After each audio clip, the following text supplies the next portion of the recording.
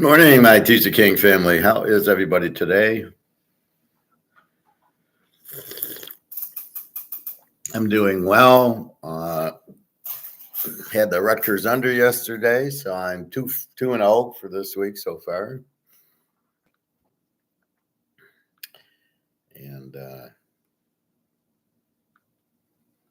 I don't know if you saw the ending of that Miami game. What a bunch of bullshit that was. That was a touchdown. I don't know how they overruled the catch of a touchdown. I mean, if the guy called it a touchdown, there's no way they could overrule it. There was a mess in the back of the end zone. The guy clearly caught it. And then when he's lying on the ground, the guy pulls it away. So I don't know if they called it, 5 minutes later, the guy takes it out of his hands and all of a sudden it's not a touchdown. But clearly it was in, clearly it was caught, and clearly it's a touchdown, and the refs fuck up. And that's the problem with instant replay. So instant replay, we got to get the call right. In that case, they didn't get the call right. They fucked up because they couldn't tell anyway, right? It was a mess at the bottom of the pile. So it's a big Hail Mary, end of the game, Virginia Tech, Miami, and Virginia Tech is down 4. If he throws in the end zone, it's clearly a touchdown. There's 2 or 3 guys, Virginia Tech guys, but the guy has it, right? And he's clearly in the end zone. And then a Miami guy pulls it out 10 seconds later, and then there's on instant replay, it's incomplete. Based on what? You can't overturn it if you can't tell. It's got to be the call on the field, which was a touchdown. So don't give me this bullshit. Well, we need instant replay because we got to get the call right, because they didn't get the call right. They need to fire some guys there. That's just ridiculous. All right, so we have Army, W. We got Rutgers under, W. We've got 4 locks today and a shitload of plays. 4 locks, I got 1, 2, 3, 4, 5, 6, 7, 8, 9, 10, 11, 12, 13, 14 with 2 already played. So I have 12 games today with 4 locks, and I love them. It's pocket aces day, as I call it, when I get really strong plays. Now it's week 5. We now understand the teams. See, that's it's understanding the like Houston's and like Iowa State's and Baylor's. Like, you don't know how they're going to be. And then, okay, now I see how they're going to be. And now they played some good teams. And now I see, like Virginia Tech yesterday. Now I see they're a live dog. They played Miami. And Miami didn't win by 80 points, although the over was still good. The over was in the 50s, which I thought was a joke. I didn't play the game because I was worried about the hurricane. Now, news on the hurricane.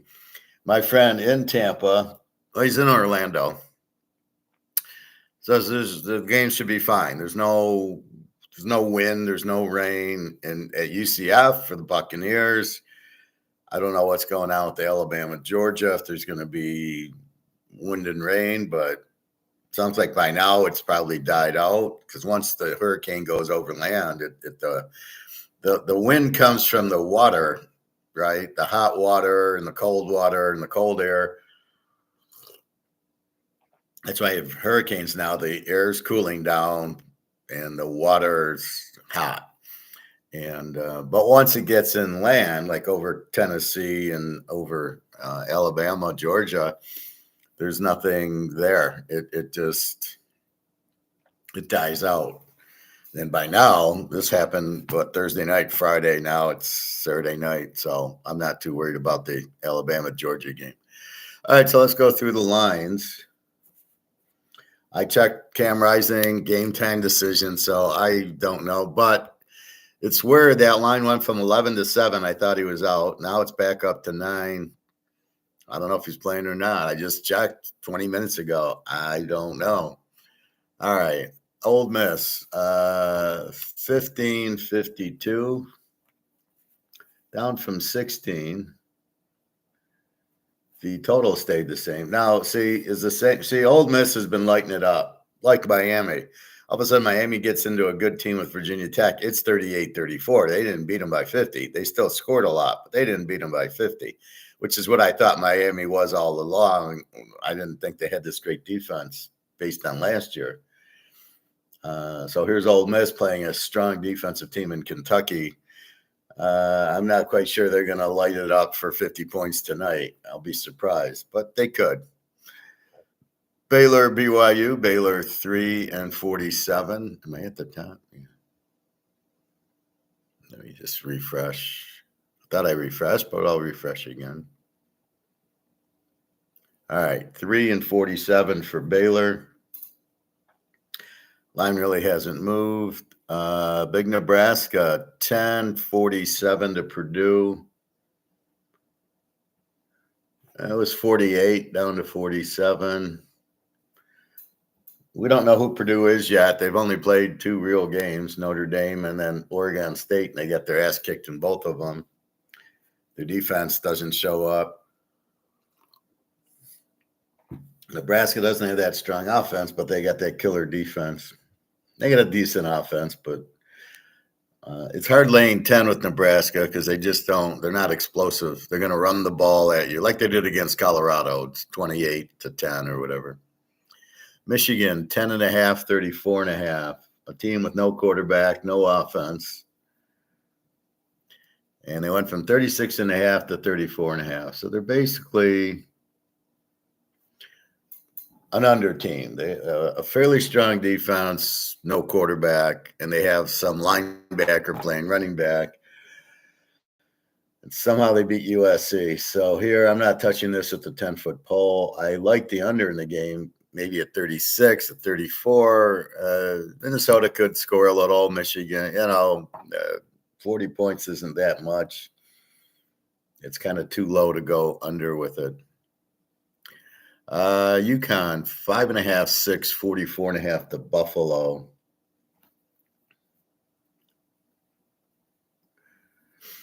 I would say Buffalo is a live dog in this game. They beat Northern Illinois, who's 100 times better than UConn. I don't see UConn being a favorite, not against a team like Buffalo. BC, 7.5, 48.5 to Western Kentucky. We were going over this game in class yesterday. You guys should come to the 7 o'clock class. All my picks and locks I give for 25. You're lost. We found out that the BC quarterback is out, Castellanos. Not that he was all that great anyway, but he's out. I'd say Western Kentucky's very live in this game. BC, 15 defense, they're okay, but without the quarterback, the problem is we don't know who the backup is, if he's good or bad.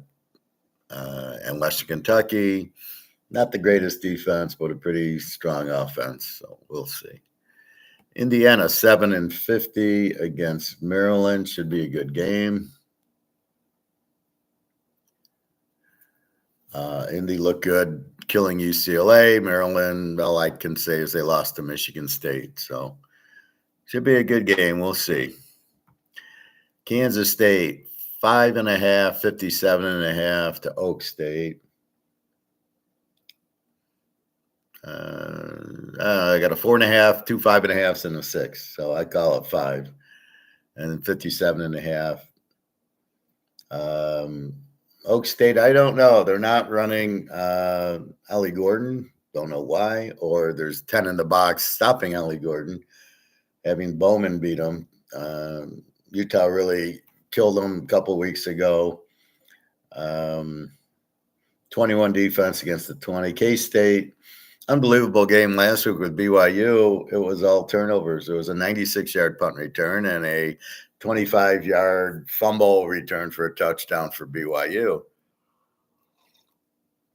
So there was no offense by BYU. It was all turnovers. And but they stopped Kansas State. They couldn't move. So BYU with a really strong defense here. Oak State doesn't have that kind of defense. K-State off of a loss. This would be an interesting game here. It's a tough call here. The Navy, 4.5, 57 to UAB, up from 3.5. People betting on the Navy. 57.5. We got North Carolina State, 7.5, 46.5 to Northern Illinois, minus 7.5. I don't know what happened to Northern Illinois. They beat Notre Dame, lose to Buffalo, so it's anybody's guess. Tulane, 4.5, 60.5 to South Florida. Where is that game?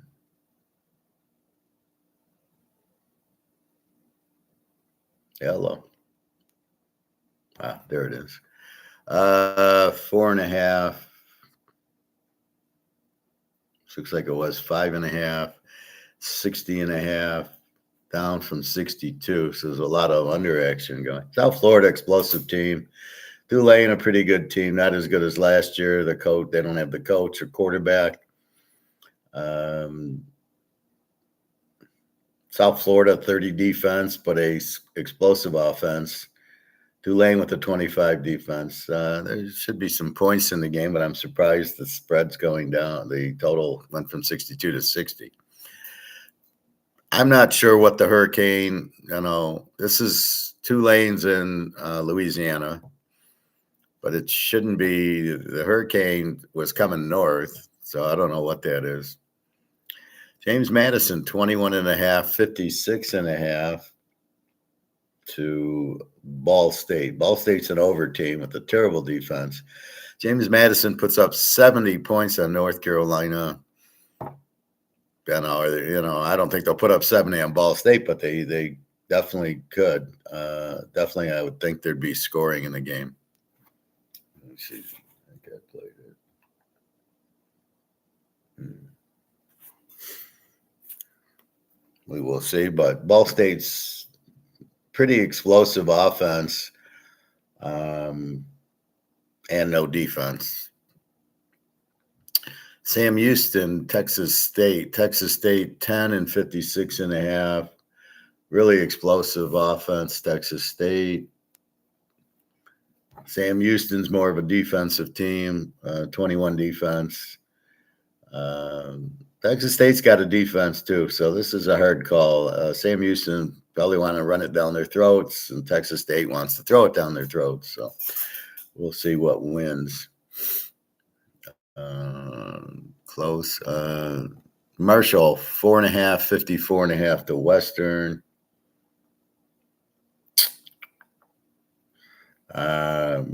Western's an over team with a 38 defense. Marshall's a B team with a 28 defense. Should be some points in this game.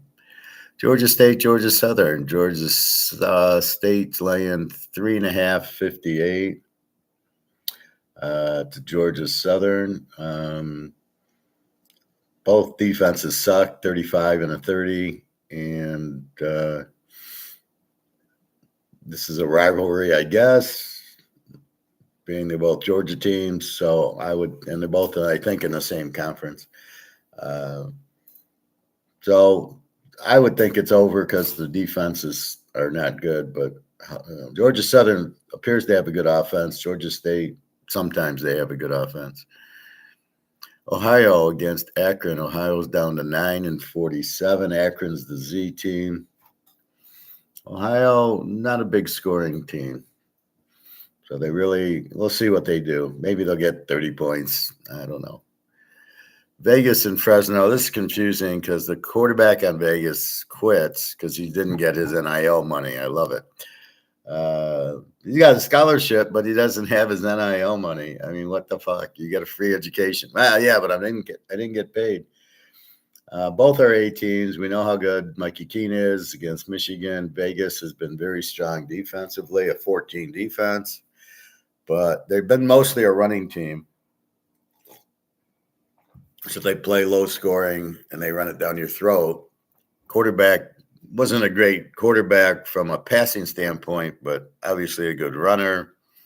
So they'll miss him. The line went down to 1.5, and now it's back to 2.5. I can't figure that out. Definitely, you got to like Mickey Keene as a dog, just like against Michigan. Central Michigan, 1.5, 49.5. Who knows with them? What team shows up?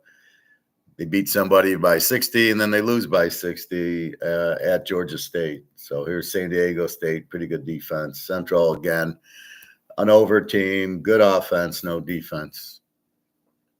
USC, 14.5, 50 to Wisconsin. Van Dyke's out. How's the backup? Don't know. USC, major disappointment last week. I thought their coach just totally fucked them in the game. As bad as he coached in the first half, he coached okay in the second. They got touchdowns. They get the lead. Michigan just hands the ball up the middle, and they can't tackle them. Major problems at SC. Wisconsin's going to run it down their throat if Michigan did. So I don't know. This should be a good game. USC might bounce back after the loss, and then again, they might not. Quarterback's okay. Defense still sucks, apparently. So I don't know. We don't know how good Wisconsin's backup quarterback is. That's the key. Notre Dame, 6.5, 45.5 to Louisville. Both are A teams. Both have 11 defenses. And, the fact Notre Dame couldn't score on Northern Illinois, that's what I take out of the game. Riley Leonard's terrible. He's a decent runner. He can't throw the ball. Louisville can score.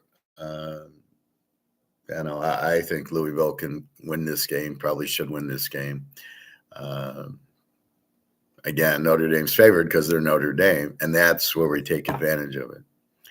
Miami of Ohio, 16.5, 44.5. Where are you? Miami. Okay, down from 17.5. Yeah, everybody's running to bet UMass. Sure. UMass is a Z team, Miami of Ohio, an under team.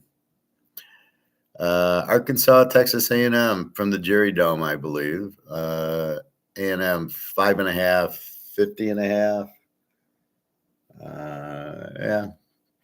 Totals went down a little. It was 51, went to 50, and 5.5. This should be a tight game. Lou Lafayette and Wake Forest. Wake 3-60 to Lou Lafayette. Lou Lafayette's an A team, 20 defense. Wake's an over team with a 28 defense. They both get about 430 yards a game, but Lou Lafayette's much more balanced. So they got good running and passing. Wake's just a passing team.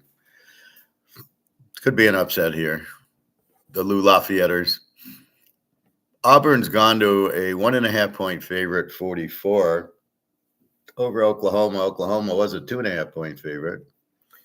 Oklahoma switched quarterbacks, so has Auburn. Auburn's gone back to Peyton Thorne. Oklahoma's gone back to they're trying a new kid. So Jackson didn't, he sucked. So they took him out and replaced him with some other guy who probably sucks. So they're just getting desperate because they can't score. And I don't know if the backup's going to be any better than the starter. Eastern, 14-45 to Clark Kent. Eastern's a good team. Kent's the Z team with the 51 defense.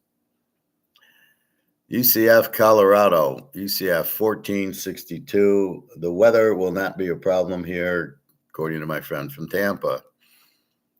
He lives right there. He lives in the Orlando area. It's close to Disney World. So he's I called him. He says, no, the weather's fine. Shouldn't bother the game today or Tampa tomorrow, the Buccaneers. Okay. So we know Colorado got the miracle because Baylor fixed the game and fell down. Oops. They made it too obvious. The one guy fell, the other guy dove, and it was like WWF. It was like Ric Flair falling on his face. So anyway,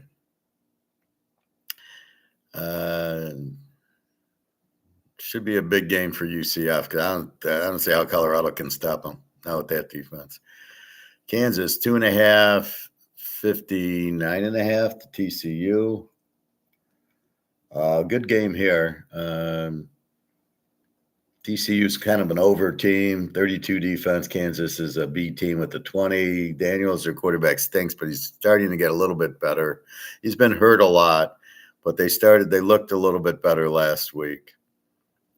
Rivalry game, Duke 1.5, 56 to North Carolina.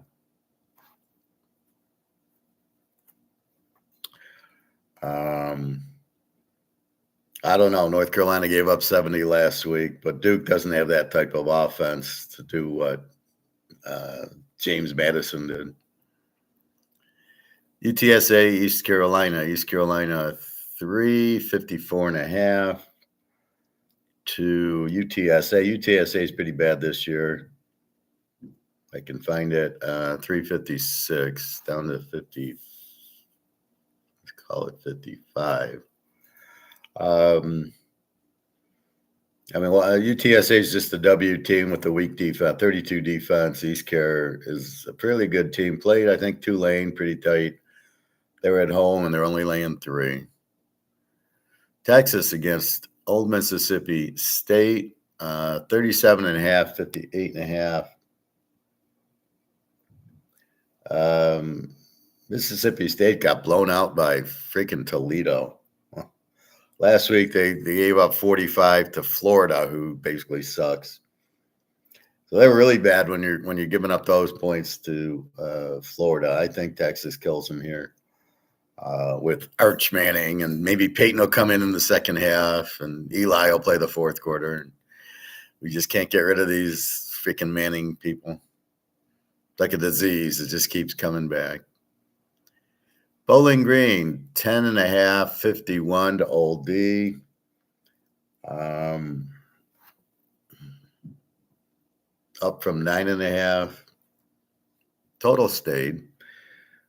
Bowling Green's been a very strong team while losing. So they lost to Penn State like 34-27. Last week they lost to A&M 26-20.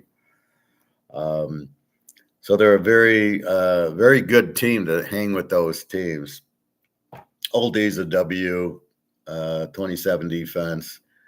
Let's see how Bowling Green is against, a team in their caliber. Florida International, LTech 2.5, 49.5, down from 51. Where's this game at? Florida International. I don't think the weather should bother them. It's not bothering. It was mostly on the panhandle, my friend said, or whatever that means. I think it's more on the coast, on the Gulf Coast is where it hit, not inland too much. LTEC's an under team, and Florida International is an over team with the 33 defense. LTEC they only get 233 yards a game, so they're not going to scare you. Troy, 6.5, 45.5. Used to like Troy until they got this coach who sucks. Their defense is terrible, 29. Lou Monroe's an under team with a 24. Both teams have no offense. I would stay away from this game at the 10-foot ball. Here's our free game. Iowa State, 16 and 43.5. To Houston. I got Iowa State winning 31-10. Houston doesn't have an offense. Donovan Smith's a terrible quarterback. They got a 21 defense, but they did play Oklahoma 16-12, and then they got shut out by Cincinnati 31-0. I've been betting them under every week, and it's not even close. Last week was 31. I'm in the 50s. The Oklahoma game was 28. So I think Iowa State, I think it'll be like the Iowa game, 20-19, somewhere in the 30s. It's 43.5. We go under 49.5. You can play it with the pro game tomorrow. Baltimore and Buffalo over is my free pick there. 46 down to 40. How is Baltimore and Buffalo not going to hit? Yeah, that's 20-20. How are they not going to be in the 20s? I mean, that's what I like about that game. Strong offenses. Baltimore's defense is disappearing in the fourth quarter. They're not prepared properly by the coach. Needs to be fired. I don't get these coaches. It's like I say, it's like studying for an exam and not. It's like taking an exam without studying for it. None of these players are ready to go, and they want to waste 4 games getting them in shape because then they're real games. So if they get injured in the real game, it's okay. So in other words, instead of like you want to run, let's say a 5-mile race, well, you run a mile, then you go 2, and then you build up, and then you finally go 5. You don't not do anything and then just try to run a 5-mile race. That's what they're doing. Go play 60 minutes of football. We haven't played any. We're not ready for 60 minutes. And then they all get injured, hamstrings and calves and ankles and everything because they're not ready. And these coaches need to be fired because they're not doing their job. Their job is to prepare their players to win the game, and they're not doing it. Mahomes plays in the preseason. Yeah, they win Super Bowls, but nobody else. Oh, we can't. We might get hurt, and then if we get hurt, I'll lose my job. Well, you're gonna lose your job because everybody's getting hurt anyway. Anyway, so this is the free pick. Go under with Iowa State, Houston, under 49.5. It should be a high 30 game. North Texas, 767.5 to Tulsa. Both teams are explosive. Both are over. Both have weak defenses. I don't know. It's a high number because it's 60. Well, it's down to 67.5. Who the fuck would bet this game under? You've got to be kidding. So 67.5. I think this is definitely going to. North Texas always plays high scoring games. I'd be shocked if this wasn't in the 80s like last week. Clemson, Stanford. Clemson 22.5, 57.5. I don't know. They lost to Georgia 30-3, and then they go ahead and kill a couple teams. They put up 70 on App State, put up a big number against North Carolina State, which apparently everybody's doing. I don't know if they're that strong offensively. Their defense is a 30, and Stanford's a 22. Stanford's pretty decent this year. They went to Syracuse and won last week, so I think they'll give Clemson a game. I think it'll be like Miami, Virginia Tech. Miami's killing everybody, and then here's Virginia Tech, and all of a sudden they're in a game. And I think the same thing here. And Virginia Tech won the game. They got fucked. Rice, 5.5, 47.5. Down from 6.5. So my student is from Houston last night, and I said, "Well, I like Rice in the game." He says, "No, I wouldn't bet Rice." Okay, Rice must be really bad.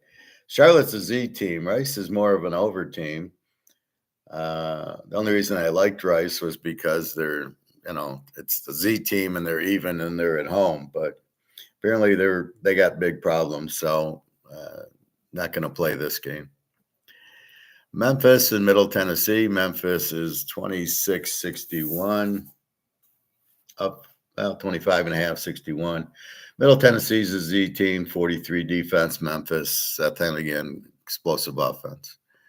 Game of the day. I was hoping for Alabama to be favored, but they're not. Georgia is still a 1 and a 49.5, 50. This is the revenge game of all revenge games. This is game of the year. Until Ohio State goes to Oregon, then that'll be the game of the year. Great game at 7:30 tonight. Georgia's going to play this game like they played Clemson, right? Alabama, we haven't seen them play a good team yet. Wisconsin was going to be the test. They hurt Van Dyke on a cheap shot. The guy falls on his leg, hurts his knee. So we don't know what Alabama's defense is yet. I mean, they played Western Kentucky, Middle Tennessee, haven't played anybody. Here they go against Georgia. Georgia, believe me, their mind was on Alabama when they played Kentucky. They're like, it's Kentucky. They stink. They lost to South Carolina. We'll come in and we'll beat them without trying. And we got Alabama next. Now, even though they had the bye, they knew their next game was Alabama. And Alabama had the bye last week also. I like how they get byes to get ready. It's like a Super Bowl. They need that week off.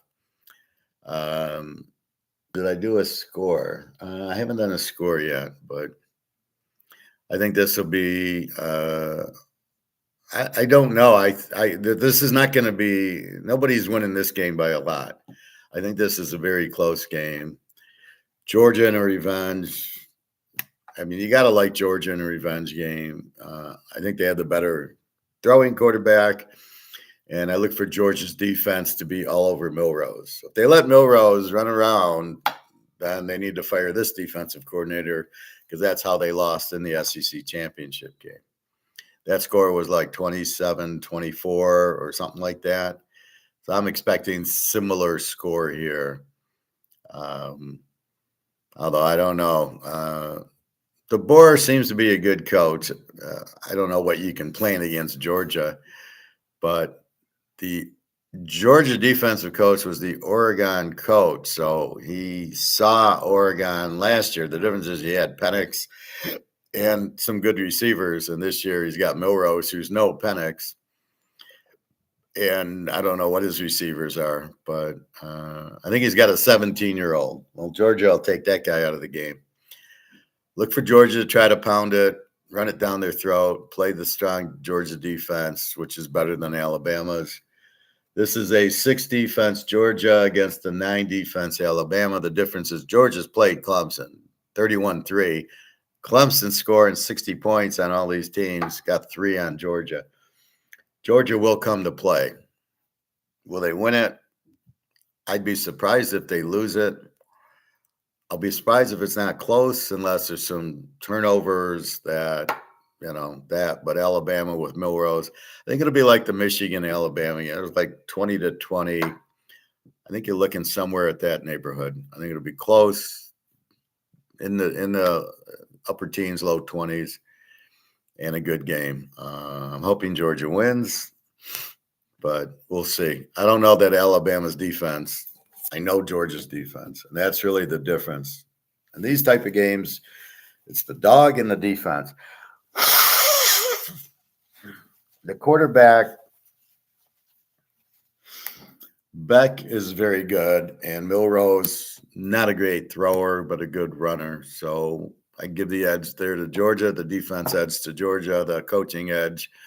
It's a push because I like DeBoer. Hey, Prophet, how are you today? I like DeBoer a lot, but I don't know how the defense is.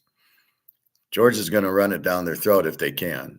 And Alabama is going to run Milrose, and hopefully Georgia blitzes the hell out of Milrose like they didn't in the SEC, which is why the defense coordinator got fired, because he lost that game because he didn't blitz Milrose. So we will see. But this will be a great game, 7:30. This game I'll be watching. Ohio State, Michigan State. Ohio State also 7:30, 23.5, 48 to Michigan State, who's really Oregon State. The quarterback's a little bit raw. Freshman Childs from Oregon State. You notice how they didn't ask Googly Boogly to the party. 23.5, 48 is what it's been. Ohio State with the 7 defense and Michigan State with the 14. Did go to Maryland and win. I don't know. I doubt Michigan State can give them a game. Possibly. It's 23 is a big number. But the way Ohio State scores, they probably won't have much of a problem getting it. Penn State, 18, 47.5. To Illinois. I think this will be a very close game. Illinois just went to Nebraska and won. Penn State got a good offense, pretty good defense. They beat West Virginia. They did pound them. And but they're getting 500 yards of offense because they got the Kansas offensive coordinator. And you can see Kansas is struggling offensively, but not Penn State. Illinois put up 31 on Nebraska. I think this will be a fourth quarter game. I don't think Illinois is going anywhere. I do think it'll be a little bit more high scoring. 31-24, what they did to Nebraska, I think it's at least that. I think it'll be a little bit more than that. LSU against South Alabama. We got Major Applewhite, the coach of South Alabama. LSU 20.5, 65. South Alabama has been scoring 40 points a game. They put up an 80 against a high school team, which doesn't count, but pretty much they're playing, they're scoring. LSU's scoring. They both have 26 defenses. South Alabama's getting 500 yards a game, LSU 400. LSU played freaking South Carolina 37-34. So I expect something in line with that. South Alabama should be able to score on LSU. Their linebackers out anyway, LSU.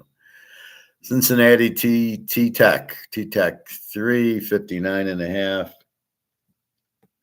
Yeah, back to page 1. T-Tech 3, 59.5, hasn't moved. Cincinnati's a really good team, a very live dog here.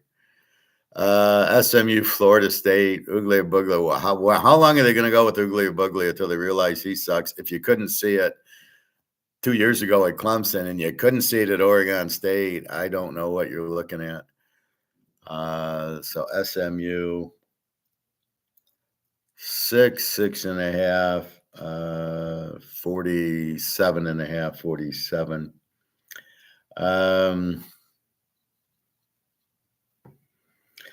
What can I say? I don't know. SMU's been playing very well, decent defense.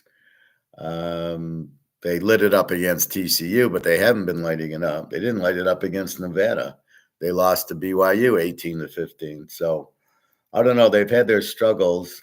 Florida State does have a good defense, even though they do have Uglea-Buglia. Interesting game here. I think it'll be a tight game. The Air Force in Wyoming, Air Force 4, 33.5. Wyoming, a Z team. Air Force is an under. They're not scoring. Tough game here.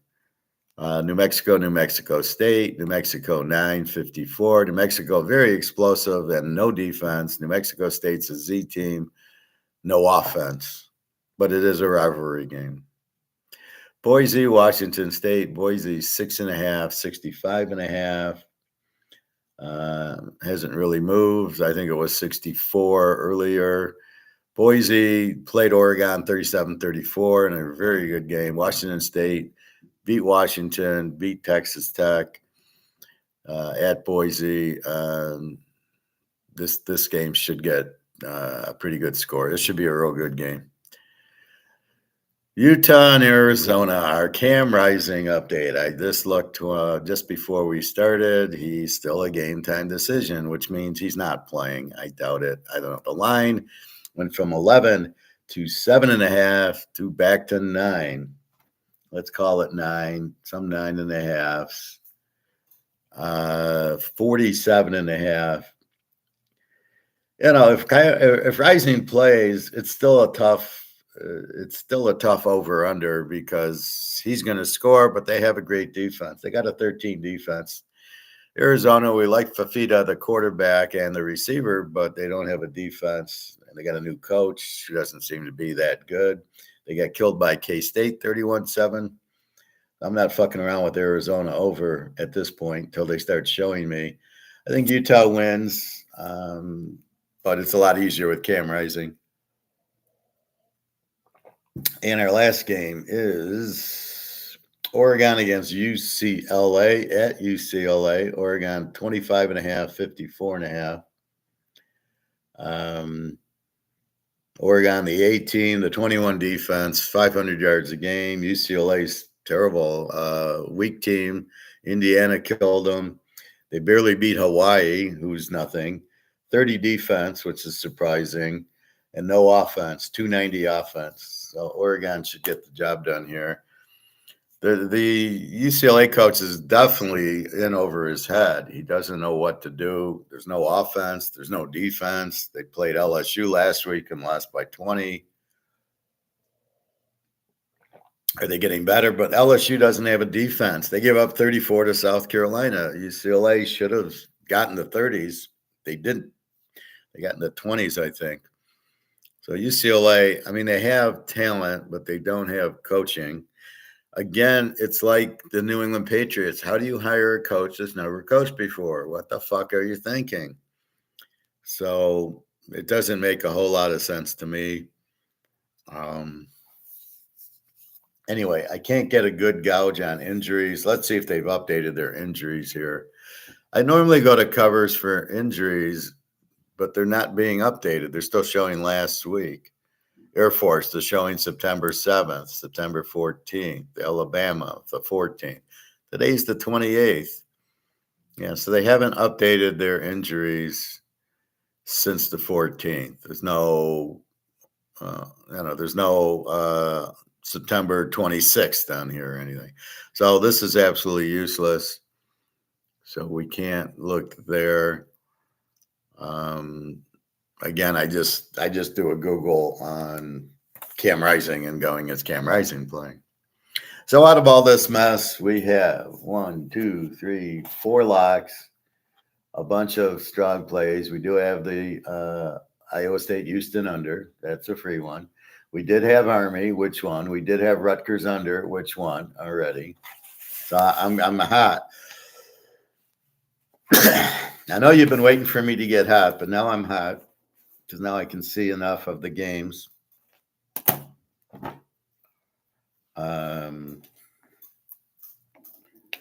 I did add you this morning. I believe that's what it is. What's that line? Yeah. So that's what we got tomorrow. A couple of injuries of note. Max Crosby's out for Oakland. Devontae Adams is out for Oakland. All of a sudden, Cleveland went favorite. Kittle is back. Deebo Samuel might be back. McCaffrey's out in Germany trying to get the Nazi scientists to fix his Achilles. I love how he would go to Germany, of all places, for his Achilles. Well, at least he didn't go to Russia. He might not be able to get out of there. Let's see. Any other injuries there? Pitt, we're waiting on Russell Wilson. I don't know. Minnesota, Green Bay, looks like whatchamacallit's fine. Darnell, waiting on Love. I doubt he'll play. He's got a pretty bad MCL, and he's limping. He's playing a little in practice, but he's not ready to play. Let's see. LA, Pukanuka, and Cooper Kupp are out. So we got Tutu Atwell instead. Philly, the receivers are questionable. Both of them, A.J. Brown and and Devontae Smith. He's never turned into what he was in college. In college, it's the way the offensive system was, he was able to get free. But in the pros, he's just an average receiver. They just wasted a first-round pick on him, where they could have got a fifth-round guy from Kansas State like Tyler Lockett, who would be just as good. That's why I laugh when they take these receivers in the first round. Marvin Harrison Jr. last week for Arizona. The guy sucks.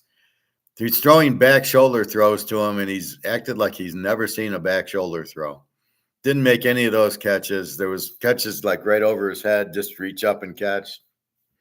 Nothing. He missed 5 easy catches because he doesn't know how to adjust. Is this what they teach at Ohio State? So you want to keep drafting guys out of Alabama and Ohio State, huh? Okay. Good luck with that. Meanwhile, the LSU receivers are the superstars in the league. So Philly, we got to see about the receivers. Cincinnati's healthy. Carolina looks like Dalton. Denver, Bo Nix hasn't thrown a touchdown pass yet. The JETS's, Aaron Rodgers is looking much better, although he played New England. Now we'll see him against Denver, who's playing very tough defensively. Washington, Arizona, I think that's pretty healthy. San Francisco, like I say, Kittle's back. Deebo Samuel is close. McCaffrey's out. I think they're getting some defense back, and they're pissed off after losing the way they lost to the Rams with no receivers. It's going to be a long day for New England tomorrow. Oakland, Cleveland, like I said, Crosby's out and Devontae Adams. Good luck for Oakland. It kind of screws up your over and your under in the game, and now Cleveland's favored with Watson. Oh, my God. KC San Diego, Justin Herbert is in a boot, high ankle sprain. He'll probably try to play, but Kansas City will pressure him. You got to love Spagnuolo. He'll blitz him. And San Diego, I think they're in trouble with Herbert. Being like their backup is Stick. I think he's terrible. So we got Mahomes. Pacheco's out, but everybody else is good. Buffalo, Baltimore, the free play. I got 31-27 Buffalo. We only need 40 in the game. That's ridiculous. I don't see a lot of injuries, and Von Miller's back for Buffalo. Milano's coming back soon. Baltimore, they need a new coach. This Harbaugh's as bad as his brother. What the fuck's he doing? I mean, they keep blowing fourth quarter leads. Last week, they almost blew a 20-point fourth quarter lead. They're obviously getting tired. They got Derrick Henry. They don't know how to use him. They keep thinking Lamar's better than he is. He's not. He's a bad quarterback who can run. That's it. He's not good. And in the fourth quarter, when you need to lock the game up, like Aaron Rodgers or Burrow or Mahomes would do, they'd get a few first downs, run the clock out. You can't do it. It's 3 plays punt, 3 plays punt. Because you can't throw. He just hands off. The defense is saying, well, we're going to stop the run because they're not going to throw. Because with Lamar, they can't. And then it's 3 plays punt, 3 plays punt, and the other team's touchdown, and all of a sudden it's a close game. Tennessee, Miami, Tagovailoa is out. Skylar Thompson's got hurt ribs, probably play with the vest. Tennessee, they don't have anybody worth talking about. Seattle, Detroit. The center for Detroit's out. Who the fuck cares? Seattle. Pretty healthy. Kenneth Walker, the running back, is questionable. So we'll see, but they do have Charbonnet there. So that's injuries. We'll talk more about that tomorrow morning. What else? So, again, join the class, $25, and I will give you the 5 locks and all the picks and all the scores. Should be an interesting day. Let's see. So Michigan has switched quarterbacks. Purdue's looking for a quarterback. Ole Miss, are they for real? Are they going to really put up 50 points against the Kentucky team that basically held Georgia to 13? So let's give them a little credit, but I think Georgia's head was on Alabama. South Florida, Tulane, a good game. Let's see. Oak State, Kansas State's a good game. Oklahoma switching quarterbacks. So is Auburn. Auburn's going back to their starter. Oklahoma's going to the backup. You would think the coach is smart enough to realize that the backup is better than the starter, and I should have played the backup, or he just doesn't like the starter. Profit. When is your college football class? Saturday. It's Friday night at 7 o'clock, 7 to 8. Last night, Alex sends a Zoom. So it's on Zoom, and I would just email out the Zoom links, and then it's like the Lord of the Rings on Zoom, where you could have 10 people on, and then I just go through all the games, my picks, and my locks. Here's my lock. Boom, here it is. So it's basically walking through it the way I walk through it here, but only I'm actually giving you the picks. Well, here I'm not. I'm giving you one free pick. Well, it's only $25 profit. I'm not trying to um, hurt anybody, but too many people buy my picks, don't like me giving the picks for free when they bought it.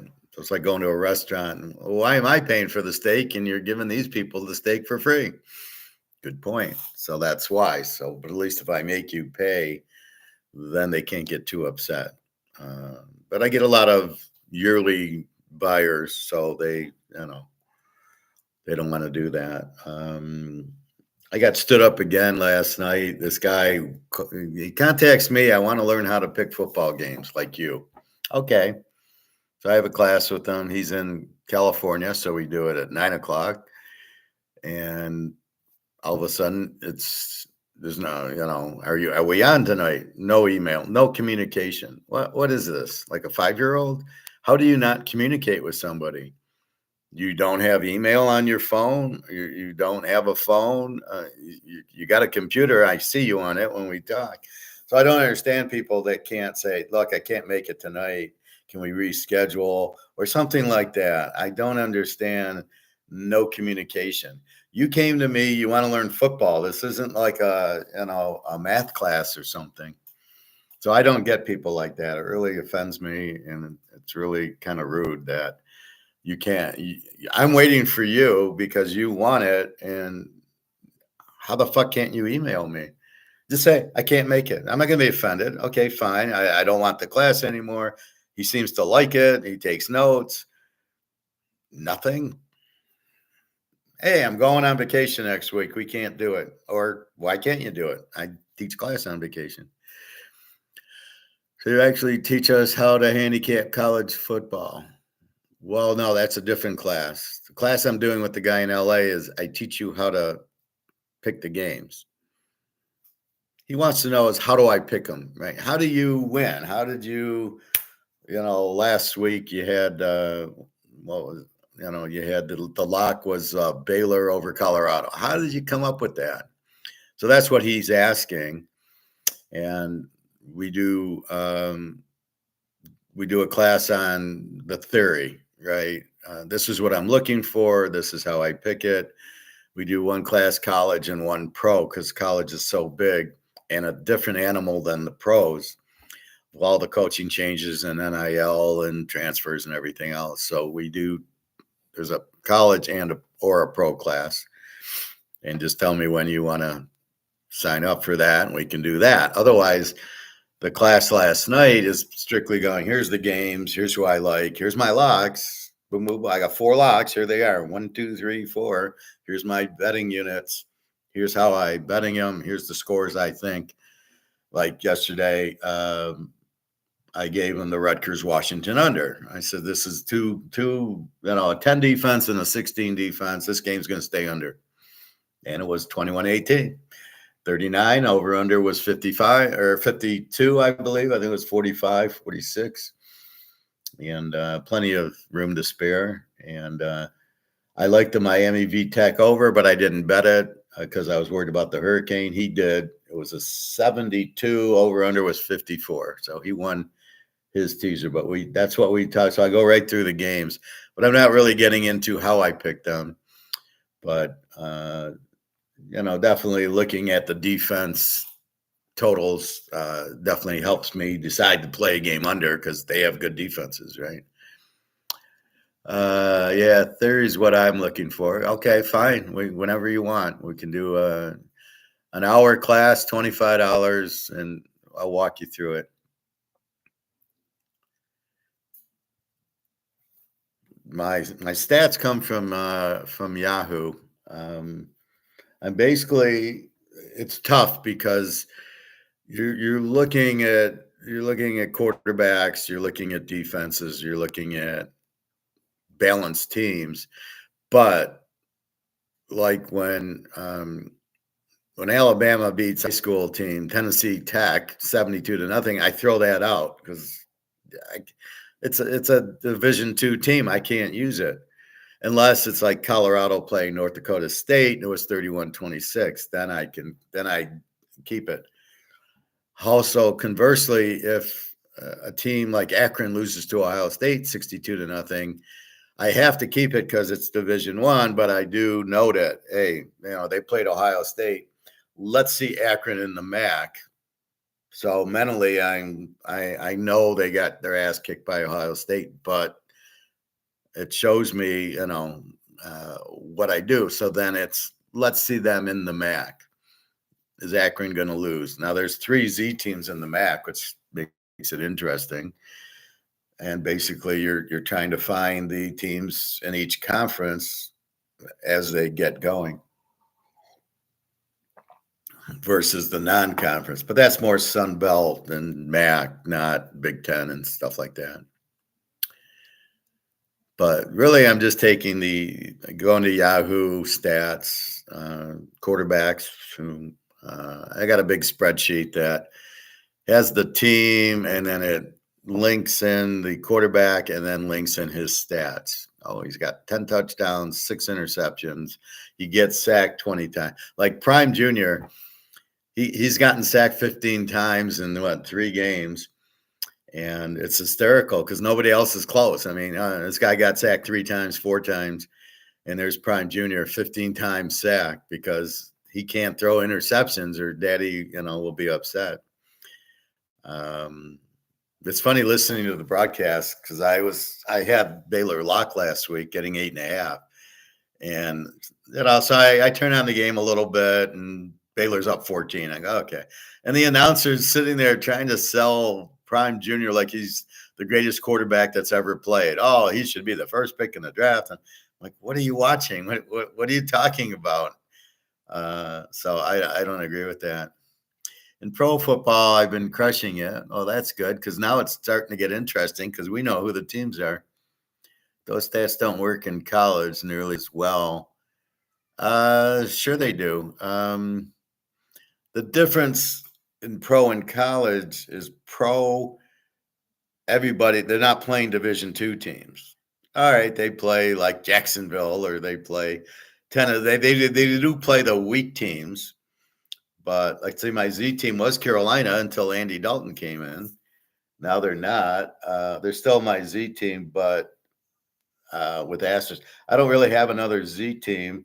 I don't have a lot of A teams. I got a lot of over and under teams in the pros. But that's so all the stats count in there. And again, I'm looking at the quarterbacks and like Buffalo, that's the free pick because Josh Allen's 7-0, 7 touchdowns and 0 picks. And you look at Will Levis at Tennessee, he's 4 touchdowns and 5 picks. So I don't want to bet on him. Caleb is what? 2 touchdowns and 4 interceptions. So that's the problem with a lot of these guys is they can't read defenses and they struggle. So it's different when they're throwing in the draft picks who are not ready to play. Caleb, I'd wait at least 10, 12 games, maybe. What Daniels did against Cincinnati is unbelievable. And Bo Nix is starting to come. He doesn't look terrible. He's not throwing touchdowns yet. And then when Penix gets in, I'm looking forward to that for Atlanta. They'll start winning with Penix. And Drake May is terrible. So and J.J. McCarthy was terrible. But look at Darnold. He's playing well. So, yeah, it's a very similar stats in college and pro. It's just all these transfers in college, you're blind to what the team is. In the pros, there's 32 teams, and you pretty much can watch a couple of games. And you go, okay, I see. Yep, I know what Pittsburgh is. I know what Green Bay is. I know what Minnesota is, Chicago, Detroit, Philadelphia. You can immediately see, especially if the quarterback's back, or the Jets. We got Aaron Rodgers. He's finally playing. Well, we know what to expect there. and Buffalo, we know, and Dallas, so it's not the big change every year, just the coaches. Where college, you know, uh, okay, so USC lost Caleb. Now they got Miller Moss. How is he? And you got Oklahoma. Well, they went to a freshman. He sucks, and now they're going to another guy who probably sucks. So yeah, I mean, you're looking like today's Alabama Georgia game. We kind of know what to expect. We know there's going to be killer defense. We know Beck's pretty good. We know Milrose can't throw, but he's a good runner. We don't know is DeBoer, so that helps. But most of the stats I use in college, I use in the pro. It's not the stats as much. I don't know what's confusing you on the stats, but it's still, I'm looking at the defense. I'm looking at the yards and the quarterbacks in college, just like I look at them in pros. It's just the inconsistency because of all the changes and the teams moving up. So if you played Oklahoma, or let's say you played Alabama, lost 6-2 nothing, yeah, the stats are a little skewed. And then you play, Louisiana Monroe. Well, yeah, it's going to be different. But that's why you need the in-conference, the whole Sun Belt play versus, wait a minute, let's not use Alabama in this equation or the high school team that they play, because that screws it up. Where pros are just, they're all playing pro games, and it's not like they play a college game. Although some of these pros could not beat college teams, so that. So I'm glad you're crushing pros. Pros have been a little bit. I was shocked Cincinnati lost last week, but they were 0-2, so I took too much emphasis on that. But I hit my other two locks, and all of a sudden, like Detroit changed. They were an over team last year. This year, they're an under team.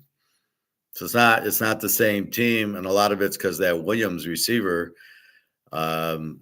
is basically useless in the red zone. So they're not scoring in the red zone because they don't have to cover him because he's fast, but he can't catch. He's not going to break tackles, and there's nowhere for him to go. He runs out of the end zone. He's out of bounds. So he's useless inside the 25 probably. So that's what's hurting them. And then just they're running, and then they're getting Goff off his spot. And now they realize what the Rams realized. He sucks when you pressure him, he sucks. Just like most of these quarterbacks. Way too many teams in college to sit down and handicap every game as well. Well, you can just, it's fun, but well, you're handicapping. Let's say you're handicapping the Sun Belt. Okay, who's the team? Oh, okay, it's App State. It's Western Kentucky's conference. If you want, just pick a conference. Take the SEC. I'm just going to handicap the SEC. It's the best conference. Boom. Or I'm just going to handicap the Big Ten. Now you got like yesterday's game. It was easy to handicap Washington and Rutgers. They both strong defenses. Good coaching, they're not going to play. It's not going to be a 50-point game. So handicap the Big Ten. You got Oregon, Ohio State. Those are easy handicaps. And you got Washington, and you've got USC, UCLA, and then Nebraska's better, Illinois, Penn State. It's really an easy conference to handicap. They have very good defenses. Last year they had no offense. This year, much better offenses, a lot of A teams, a lot of under defenses. So just choose one or two conferences. You don't, yeah, I mean, that's the thing. But there's a lot of games that I play that are easy with using the MAC schools or using the Sun Belt or Mountain West. I love the Mountain West. I win a lot there. Boise, Fresno State. We had Fresno State against Michigan. That was not too difficult. That was Mikey Keene. So maybe you look at quarterbacks and maybe you handicap quarterbacks. Oh, okay. Who has a good quarterback? Oh, okay. And bet them. Overs are easy in the college. Pretty much the pros kind of fuck you because like Aaron Rodgers will just eat the whole clock up and then hike the ball. And you're like, oh, shit, I'm not going to get over. He's just going to run it and he'll throw a quick pass. He'll first down me down and then kill me because he won't, he's going to take all the time off the clock. So you got that. But yeah, just pick a conference. And college is not hard because there's down like Georgia. You make a ton on Georgia. You make a ton on Alabama. Just no waiting for like today's game. You just wait for your spot. But you don't have to play every game. I wouldn't look at the top 20 or top 25 because these are idiots voting on them. That's why I make my own top 20. But yeah, it's not hard. Just learn the team and basically learn the defense, learn the quarterback, learn the coach, and just look at,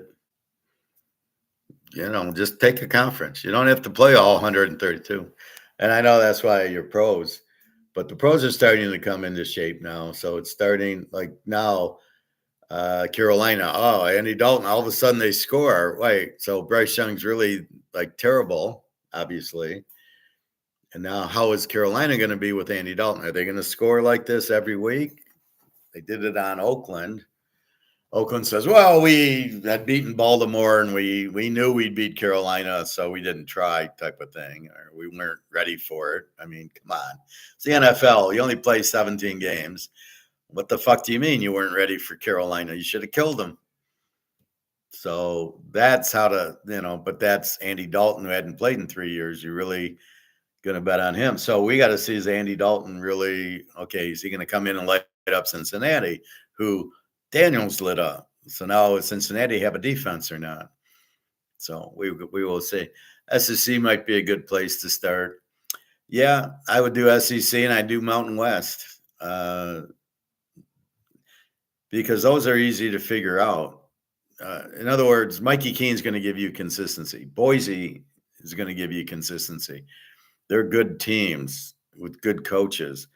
That's what you want, is that type of consistency. In other words, when I make a bet, do I know what I'm going to get? Yeah, I know what I'm going to get in Alabama, Georgia.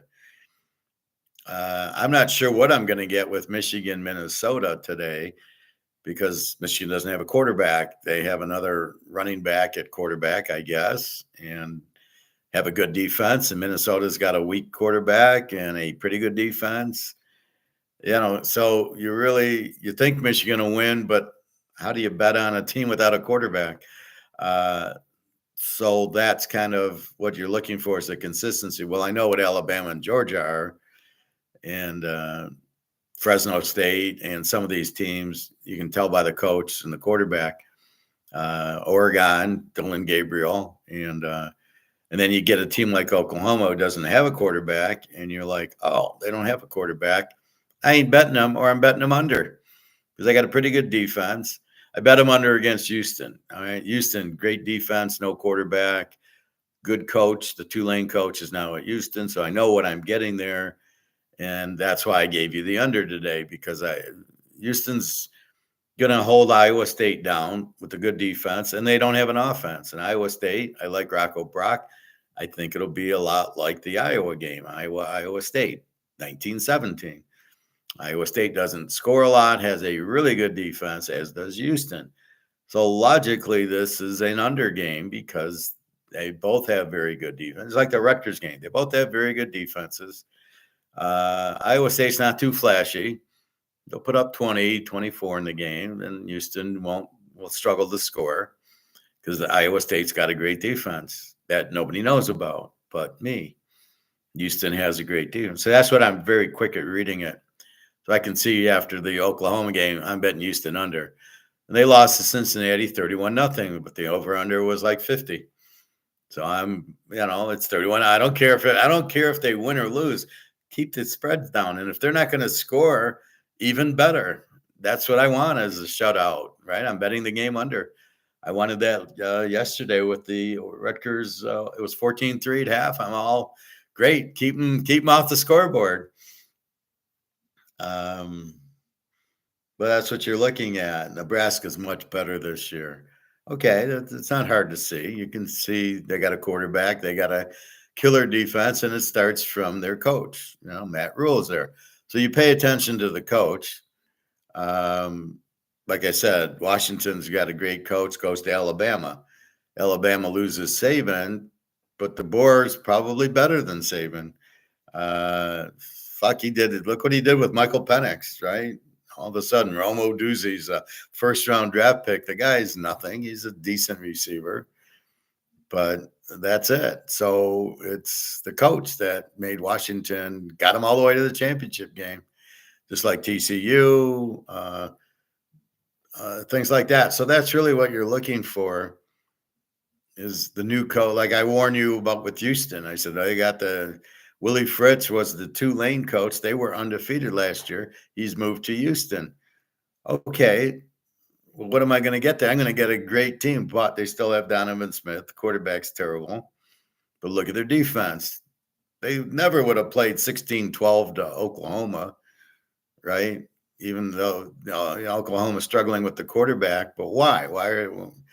Again, they want to go with these dual threat quarterbacks instead of just a drop back passer, which is what they should be doing.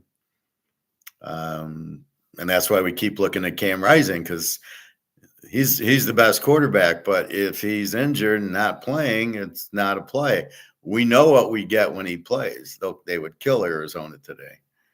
But again, I can't believe he hits his right hand on the Gatorade. You couldn't fucking hit the left hand on the Gatorade, what nobody would care about.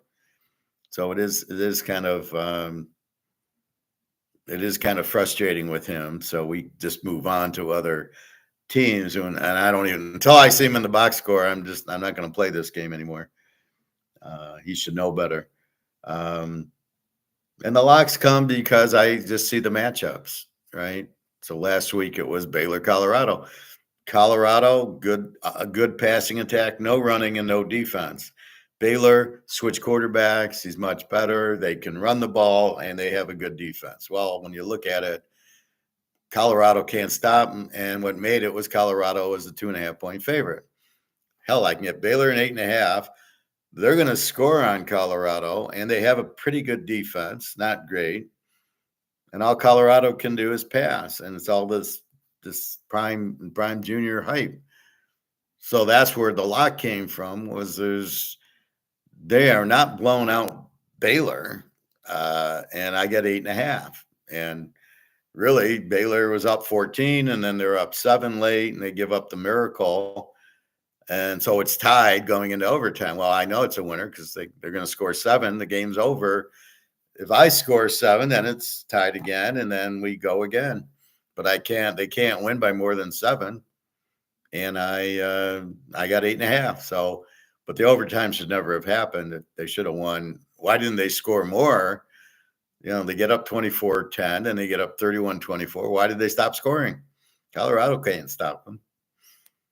So that's how the locks are developed, is you study the teams and you see, like a Colorado, no defense, right? And then you go, oh, okay, all they can do is pass. Well, if they put pressure on him, then that ends him. That's why he's got all these sacks. They just blitz him. They don't have to worry about the run, and then they run it down their throat because they don't have to worry about Colorado's defense. So Coach Prime he's not a good coach, really. It's like Little League. He's got his son playing quarterback. Nobody else would let him play quarterback. So I'll coach the team and let him play. I love when fathers do that in like Little League, where they, I had a father. I coached my daughter's fast pitch team, and we didn't have a catcher. I was fucked because I asked the people in charge. I says, "Well, I don't know the girls, but I know I need a catcher and a pitcher because this is fast pitch now." And so they gave me a list of pitchers I could see. Okay, I had a pitcher. But the catchers they gave me weren't real catchers. They caught in slow pitch. Well, that means they stink and they're not good. So I got fucked because I had a pitcher and no catcher. And then my pitcher wanted to play catcher. Who was I going to have as a pitcher? but that's the same thing. It's critical to know the players, and then you go from there. I don't know where I was going with that story, but I guess just trusting that they were going to give me a catcher. These girls can catch, and it was wrong. So anyway, that's really what you're looking. You're watching the games. That's why. See, I watch different than anybody else. I'm looking. How's their defense? I was looking at the Cincinnati Washington game. I was watching the 20-minute replay on YouTube, and it dawned on me that Cincinnati doesn't have a defense. They're letting Jalen Daniel. They're not blitzing them. Even against KC, it was 26-25 or something like that. And here, Jalen Daniels is lighting them up. Really? So I'm beginning to wonder that it's all Joe Burrow, who looks good, putting up 30 points, throwing for 300 yards to Chase. And then I'm like, where's the defense?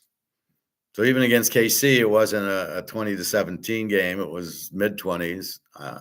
I never expected a team that's down 0-2 that must win to give up 35 points to Washington with the new quarter. I don't think they blitzed them at all. Or if they did, they didn't get there. I mean, that's ridiculous. The defensive coordinator needs to be fired. He doesn't know what he's doing. You're wasting Joe Burrow and Chase right now. Give them a defense. I thought they had a defense. Not what I'm seeing. So I'm watching the game, checking their defense out. Now they're an over team. They're not an A team. They get Carolina. I don't know what to do with that. Is Andy Dalton really good, or is he just come back from the dead? So you're trying to figure that out. So you're trying to really figure out the teams. That's the goal of it. Is Michigan? Oh, well, they don't have a quarterback. Good defense, no quarterback, and they're going to run the ball. They're not going to score a lot of points. How they got 27 on USC shows you how weak USC's defense is. So you're just looking, LSU plays South Carolina 37-34. Okay, where's LSU's defense? They don't have one. South Carolina does not have a big offense. And some of the runs were just the quarterback running the option, and they got a pretty, like a 6'6", 230-pound quarterback. South Carolina is a freshman. Big is like Cam Newton. And he just did an option, and he ran around left end, and 60 yards later, it's a touchdown. He's fast. Where the hell's LSU's defense? So you're reading the teams that way, and then you just make your little notes, and you see they give up what LSU gives up 25 a game, and I'm sure there's a high school game in there. But against South Carolina, no, it was 35. And I know they lost their All-American linebackers out. He hurt his leg, so he's out for the year. So that doesn't help him. But, and then teams change. They get better. The Miami, when the guy got hurt and then Van Dyke took over, all of a sudden they went from 10 points a game to 40 points a game. So you're always checking the box score, and you're always checking what you think should happen in the game. And then all of a sudden, something like South Florida with Quentin Flowers years ago. I mean, they're scoring 10 points a game. I'm betting them under. All of a sudden, Flowers plays. All of a sudden, they put up 50. I go, away. This is not a 50-point team. And the team they played, they shouldn't have got 50. And I see the box score, Flowers, and all of a sudden, now the whole team changes. That's the tough part about college and about injuries. And you've got to wait for the new. We know Andy Dalton, but we don't know the Oklahoma quarterback. So we don't know what we're going to get from him today. So you can't bet it. There's too much risk. As I say, it's the same reward. It's 11-10 on a teaser, right?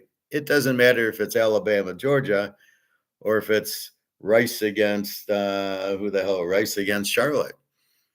It's the same payout. So you're not getting a better payout because you hit Rice than you hit Georgia, Alabama. So therefore, you're looking for low risk, same return. That's how you invest. It's return on investment. You want a lower risk with the high return. Some of them are a higher risk with the same return. Well, you want low risk with the same return as taking on. Why would you take a high risk when you can take a low risk? And in football, there's plenty of lower risk games than the high risk games. That's why it's hard. Louisiana Tech, Florida International. I have no idea. I can tell you what the teams are. In Florida International's 33 defense, Lou Tech's at 23. But it doesn't. How am I going to pick this game? I have no idea. It's too much risk. It's too much. We have no idea. But when you look at Iowa State and Houston, I go, yeah, Houston, they're going to strong defense, no offense. Iowa State, strong defense, decent offense. I have an idea what's going to happen in the game. That it should be a low scoring game. Now, Iowa State might beat them 28-0. I don't care about that, but I don't think Houston will score in the game, or very little. In Iowa State, Houston's defense should hold them. Again, they held Oklahoma 16-12. There we go. Now we got their defense. And that's really what it is. I mean, it's just watching, and then, just now I do every team because you never know where the bet's coming from. You're looking for the Z team. You want to bet against the Z team, but you need a good, what was it? A couple of weeks ago, we had, I think Western Kentucky was laying 7 to a Z team, Middle Tennessee, and they killed them. That's where I really excel. Who else is betting on Western Kentucky, Middle Tennessee? But yet I had a strong bet on it because they were laying 7 down to 1 against the Z team at home. And you could see Western Kentucky started to play. They got killed by Alabama. So that's okay. So they got killed by Alabama. This is Middle Tennessee, not Alabama. And they won by 30 points or something. I'm laying 1. So that's the critical part about watching these Z teams and these passing teams, and how is this team good or bad? And really, we want to go against weakness. We're looking for Z teams, which is no offense and a weak defense. So if I get up, they're not going to come back at me because they don't have an offense, but I should be able to score at will because they don't have a defense. So it's simple art of war things like that really work. And, sometimes you misplay. You think they're a Z team, or you think they're an over team, or the injury happens, which you can't control. Quarterback gets hurt, like Van Dyke against Alabama for Wisconsin. Now, I bet that game under, but it didn't. It actually helped me. But like today, I might need him against USC, but can't play him. He's not there. So that's what you're really looking for. And in the NFL, the problem is they don't play preseason. So you're not sure what you have. You have an idea, but after a few weeks, now you get the data of this year's team. You got to ignore, like the Lions. The Lions went from an over team with terrible defense to an under team now because they run the ball more. I'm not quite sure their defense, how good it is. Okay, they kept the Rams to 20 and Tampa to 20. And I don't know if that's good or not. And then Arizona to 13.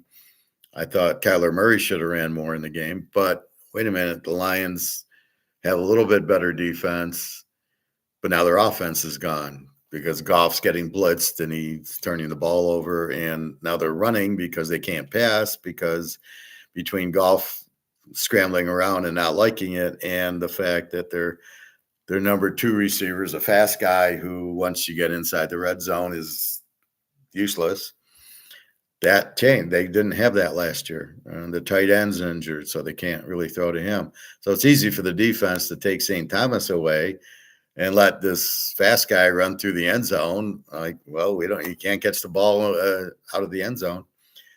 So it makes just playing the run easier, and that's why they're not scoring. So that's their big problem. So now they're an under team. Last year they would beat it. So you got to note that. I didn't lock Detroit, Arizona. Last year, Detroit, Arizona is a lock over. Last week it was a lock Arizona, not a lock over. And I would not have won the over. They didn't get there. So now I'm adjusting. They play Seattle this week. well, this would have been a lock over, but now it's a 4. All he needs 40 points. I don't know. I'm going to get 40 points. So this is the problem now. So you're adjusting as they adjust, you adjust, and you re-note the team. And now the team, what are they? Well, Detroit's now actually an under team, not an A, not an over. And they've played pretty good teams this year. The Rams, Tampa, Arizona. Now they got Seattle, who's Seattle's not really that good. They got, they played Miami and they played New England. So, let's see them against the Jets in Buffalo. So that's the quirk in the schedule. They got Kenneth Walker out. I'm not buying Seattle as an A team with a 14 defense, but that's what the stats say. But I don't buy it.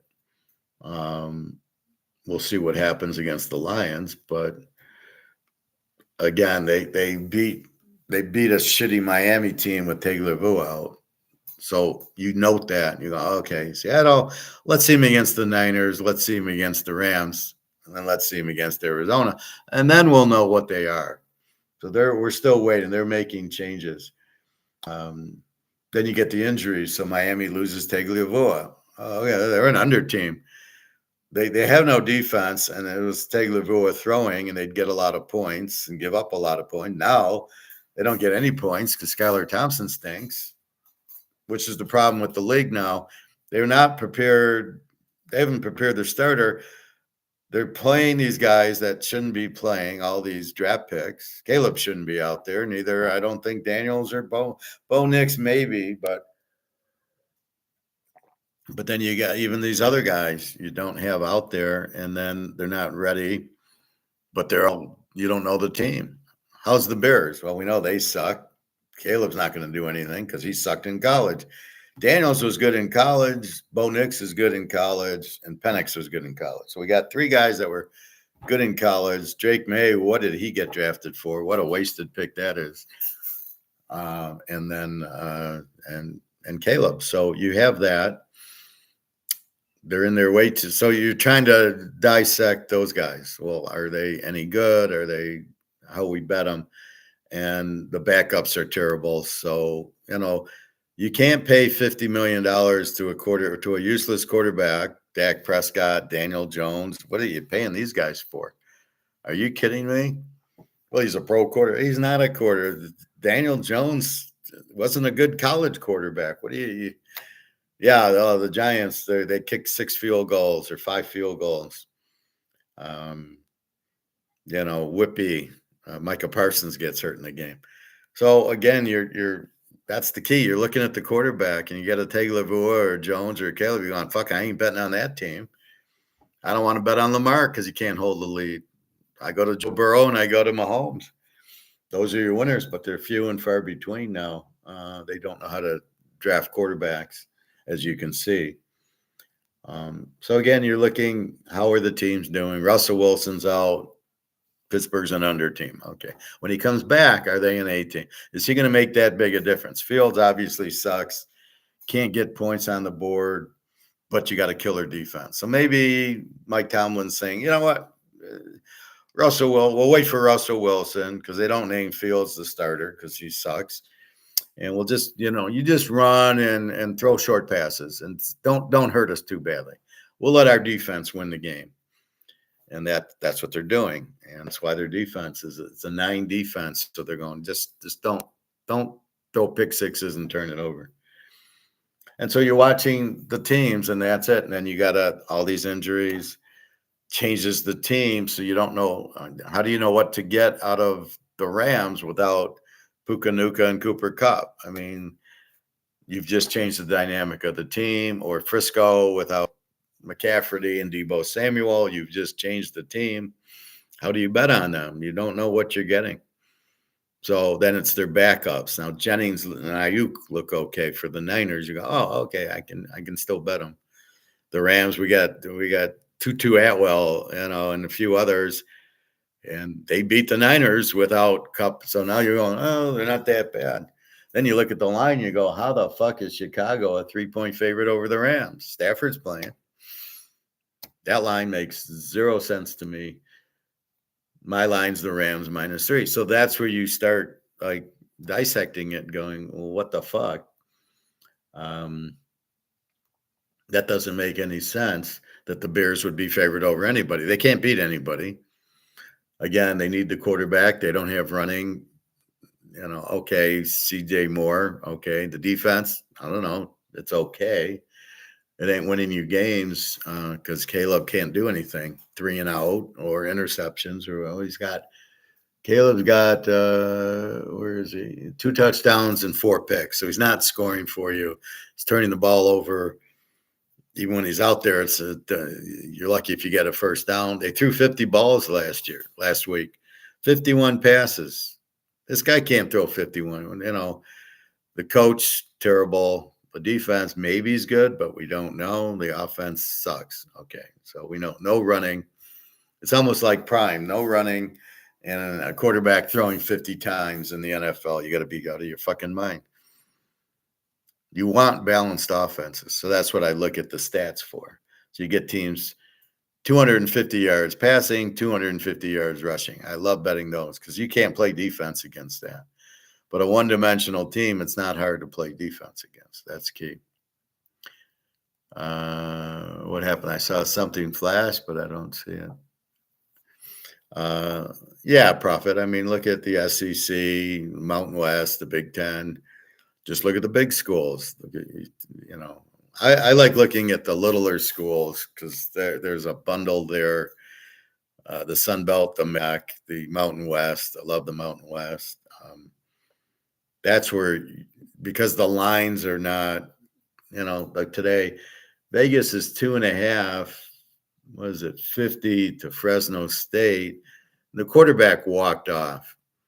Right, the quarterback quit because he didn't get his NIL money. How funny is that? So the Vegas quarterback probably, with the Vegas Mafia said, "Oh, we'll pay you $2 million to come to play in Vegas," and now he's asking for his money. They're not paying him, so he quits the team.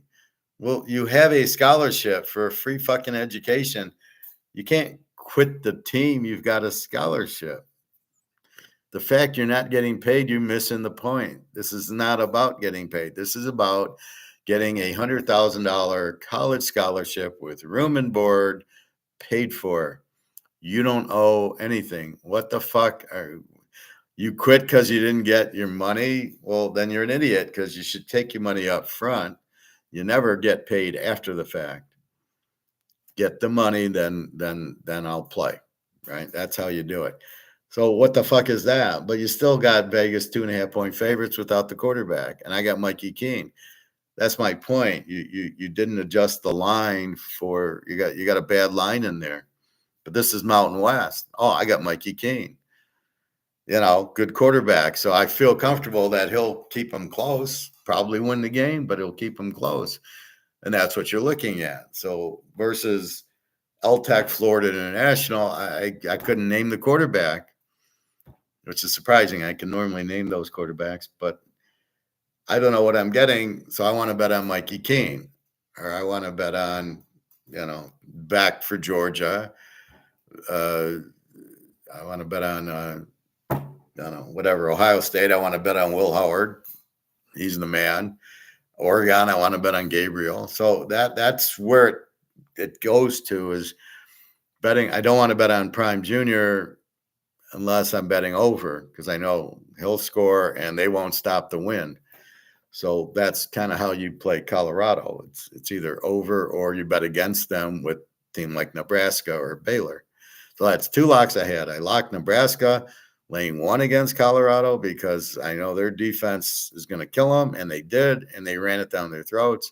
And Baylor actually being a dog. So anytime I get Colorado as a favorite against a team like Baylor or Texas Tech or A&M or Utah, any of those teams, it's a lock. I mean, it's just they can't beat anybody. They can beat a minor team like North Dakota State. They can't play with the big boys with that defense. And, they're just going to run it down their throat, and they can't do anything about it. Hey, Fitbit doggy, how are you today? Do college players get paid now? Well, this is the gray area, kind of.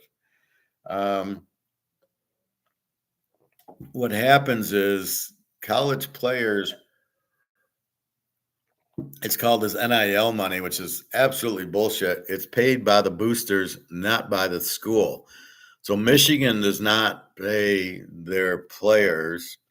The boosters do. And it's really only the quarterback. I doubt they're playing the offensive line and maybe a superstar defensive player, but generally it's the quarterbacks. So when Uglia Buglia goes to Florida State to be their quarterback, the boosters at Florida State are paying him, or maybe not paying him the way he plays. The university is not paying these players because they're trying to say it's amateur athletics. However, if the booster, now before the booster would pay them, that was illegal, even though they did it under the table. Look at the Fab Five. The guy paid Chris Webber. That was illegal. Now it would be legal to pay Chris Webber. And it's the same thing. It's the booster. I think it's ridiculous. Hey, Fit Doggy. When is my gold class? Today, I probably won't do one, but if you have a gold question, I can certainly answer it right here. It's too much football this week. Nobody really does it, but normally it's during the week, but we can do it right now if you'd like. Games are starting at 12, and I've gone through my games. So again, your free pick is the under in the Iowa State-Houston game with the Buffalo-Baltimore over tomorrow. Very good lock, or very good play. So college players get paid by boosters. There's no contract. That's the problem with the Vegas guy. There's no contract, right? So it's a verbal. The mafia says, "Well, we'll give you $1 million or $2 million to play quarterback at Vegas." And then they say, "We're not going to pay you. Times are tough. We can't pay you." There's no contract to go back on. It's just their word against his, which is really shady and under the table. How do you sign up? So I don't think they have agents. I think it's just the kid going, "Oh, okay, give me my money." I tend to believe none of these guys are getting paid. If that's the way it works, that the college isn't paying these players and there's no contracts, this will end very soon. I don't know if Ohio State, actually, the boosters paid Will Howard to go there. But if it's not Ohio State signing Will Howard, and it's the boosters signing Will Howard, I don't think any of these guys are getting paid. They make it sound like they are. They might get offers, but do they actually get the money? And it looks like probably not. So keep that in mind. Fitbit, what do you want to talk about with gold? I'll give you the gold price. Please ask football questions as the game starts shortly.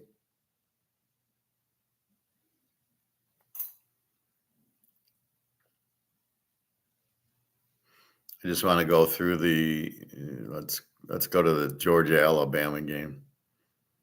I keep hoping Alabama turns favorite. Alabama was a 1-point favorite for 5 minutes yesterday, and then went to back to Georgia by being a point favorite.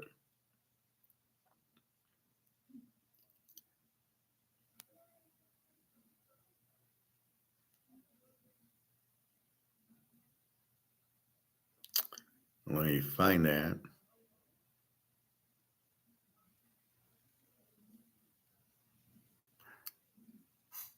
Houston's still 43. Yeah, that's about the same. Georgia's still a 1-point favorite, over under 49.5, hasn't moved. All right, gold, our favorite subject. Now it's closed. It closed on the weekend. It ended at 26.58. This is the U.S. trying to do its derivatives while China and Europe are sleeping. I think London and the U.S. are trying to keep the price of gold down. So you buy dollars because it's terrible. Silver, 31.63. I might go buy some today.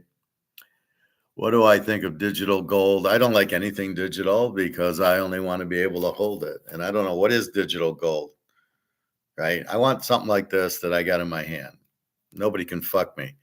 Digital gold, there's a couple of stories on, there was the Bitcoin queen, the OneCoin queen, who it was all fake, and she cheated the Russian mafia out of, like, I don't know, I think $6-10 billion on one coin that isn't real. Oh, you'll make a lot of money on it. And then it turns out there is no one coin. I doubt there's a Bitcoin because you can't see it. And all these digital currencies are just phony, made up. I don't even think they're real. And the fact you can't see the currency, I don't like anything digital as an investment. So digital gold makes absolutely no sense.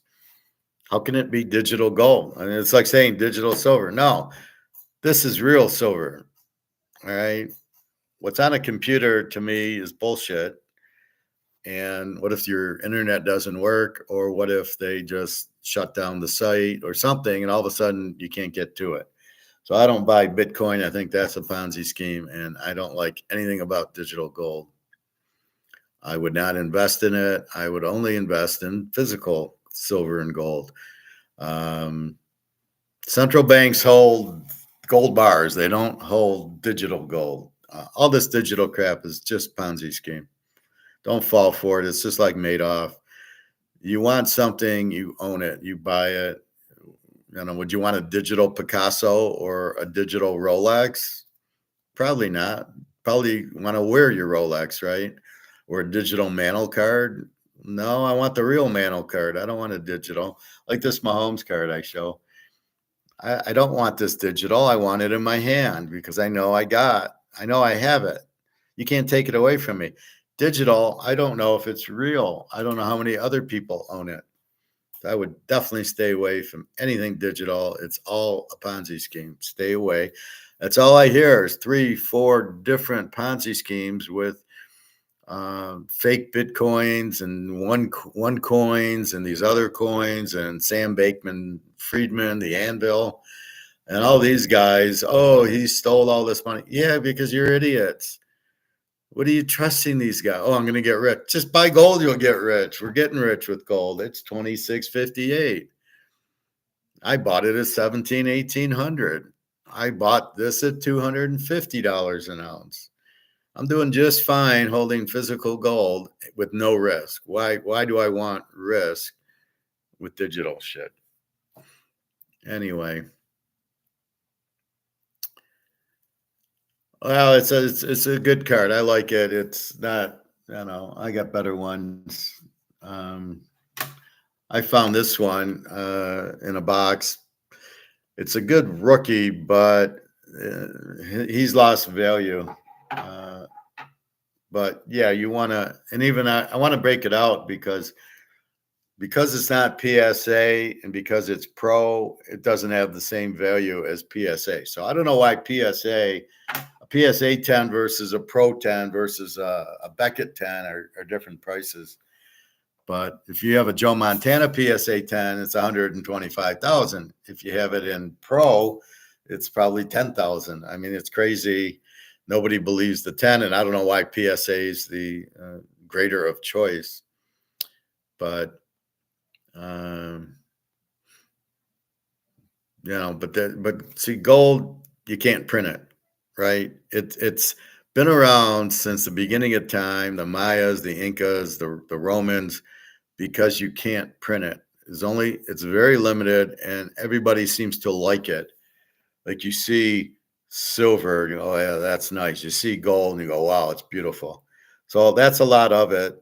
It's just, it's like anything. You see a pretty person or an attractive person, boy or girl, and you go, wow, you're attracted to that because they're attractive. So you like that. Well, that's how gold is. It's very attractive. So the demand's there, and it's very limited because you got to dig it out of the ground. You can't print it. And that's the problem with all the dollars. It's the money's printed, it's paper, and it keeps getting printed more and more and more, which makes the value go down because there's too much of it, and you don't get that in gold and silver. You can't print that. That's why you want to own it. What is digital gold? How much digital gold is there? Do you have a clue? How is it going to hold its value? What is it worth? I mean, there's a lot of shit that, I would not want anything digital. Thank you very much. You know, this might not be worth much, but at least in my wallet, I know I got €5, even though it'll buy a cup of coffee now or a pack of gum. Even though it's not worth much, at least I have it, right? Digitally, I don't. Now, credit cards and debit cards are electronic, they're not digital. You have a credit card with a $10,000 limit on it. It's basically a loan, $10,000. But okay, I've used two, I got 8 left. It's not a Ponzi scheme, right? I know I have access to it. Your debit card's coming right out of your bank account. What do I got in my bank account? Oh, I got $2,000. Well, I got $2,000 on my card. So in my account, so I can use my debit card I can go to the grocery store today and spend $50, and I know I got it in the bank. So it's not, you're going to lose it. It's not a Ponzi scheme. The digital shit is all Ponzi scheme because you don't know how much there are. You don't know the value. How can you value something? I can value this because I have it. God,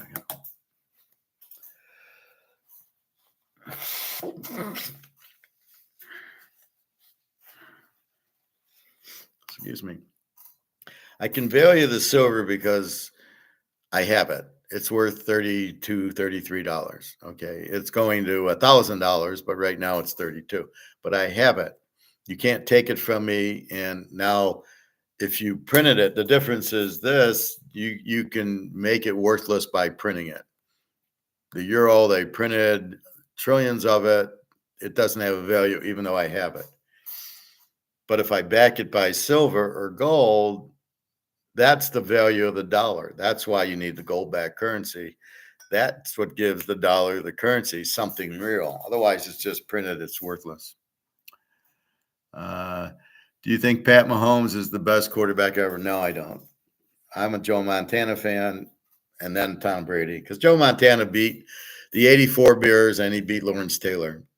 And Tom Brady, when he played against the Baltimore guys, he didn't win. He had trouble against the Steelers. It's a different era. New England was really the only good team. Once in a while, Baltimore or Pittsburgh would get good. Indy was never. Peyton Manning was always a choke. Where the Niners beat some good teams: the Redskins, the Giants, the Bears. So that's the way it was. Even when on the catch, they beat a great Dallas team. Brady's never really done that. So I think Joe Montana's the best. Mahomes, again, it's kind of a watered down league. It's him and Aaron Rodgers and Joe Burrow right now. I think Joe Burrow is very good.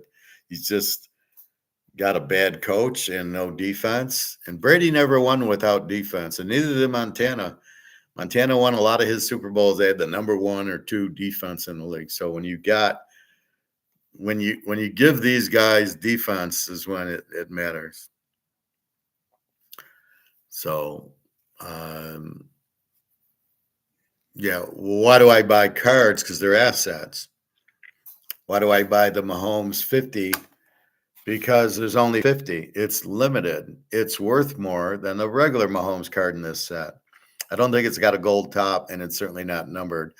Otherwise, it's a similar card, but this is worth, let's say, $2,000. That's worth 25 cents. It has no value. So cards are an asset. Gold is an asset. I was reading where gold's not an investment. I'm like, what do you mean it's not an investment? You make money. You got 50 ounces. It goes up from 2,400 to 2,500. You just made $5,000. How is that not an investment?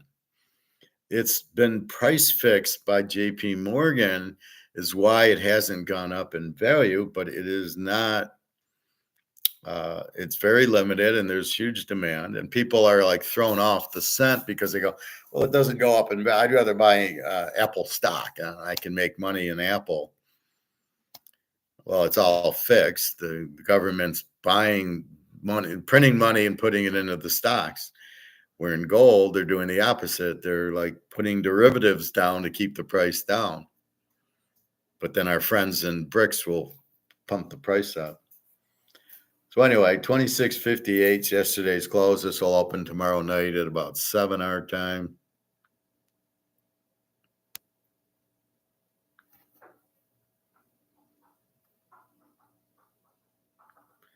So it should be a good day of football. Again, the Alabama-Georgia game is at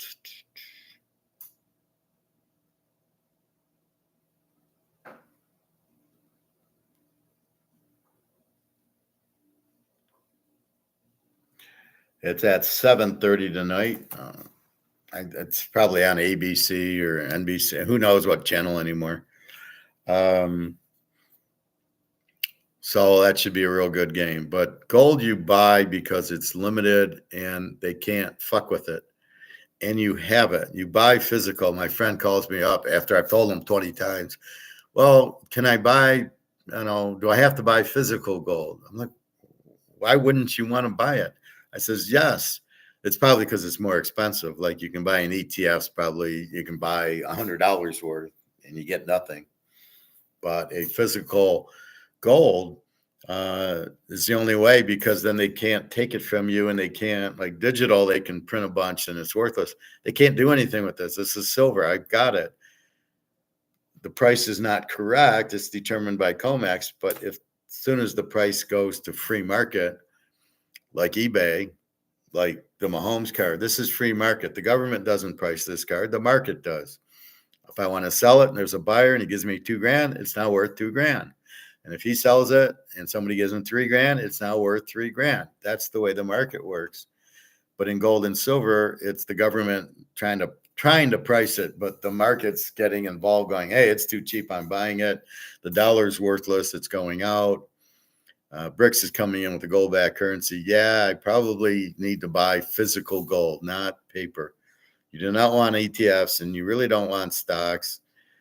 I know Luke's in the stocks, but the problem with the stock is it's, even if you make money, it's priced in dollars, which are going out, and you might not be able to get your money out because whoever owns the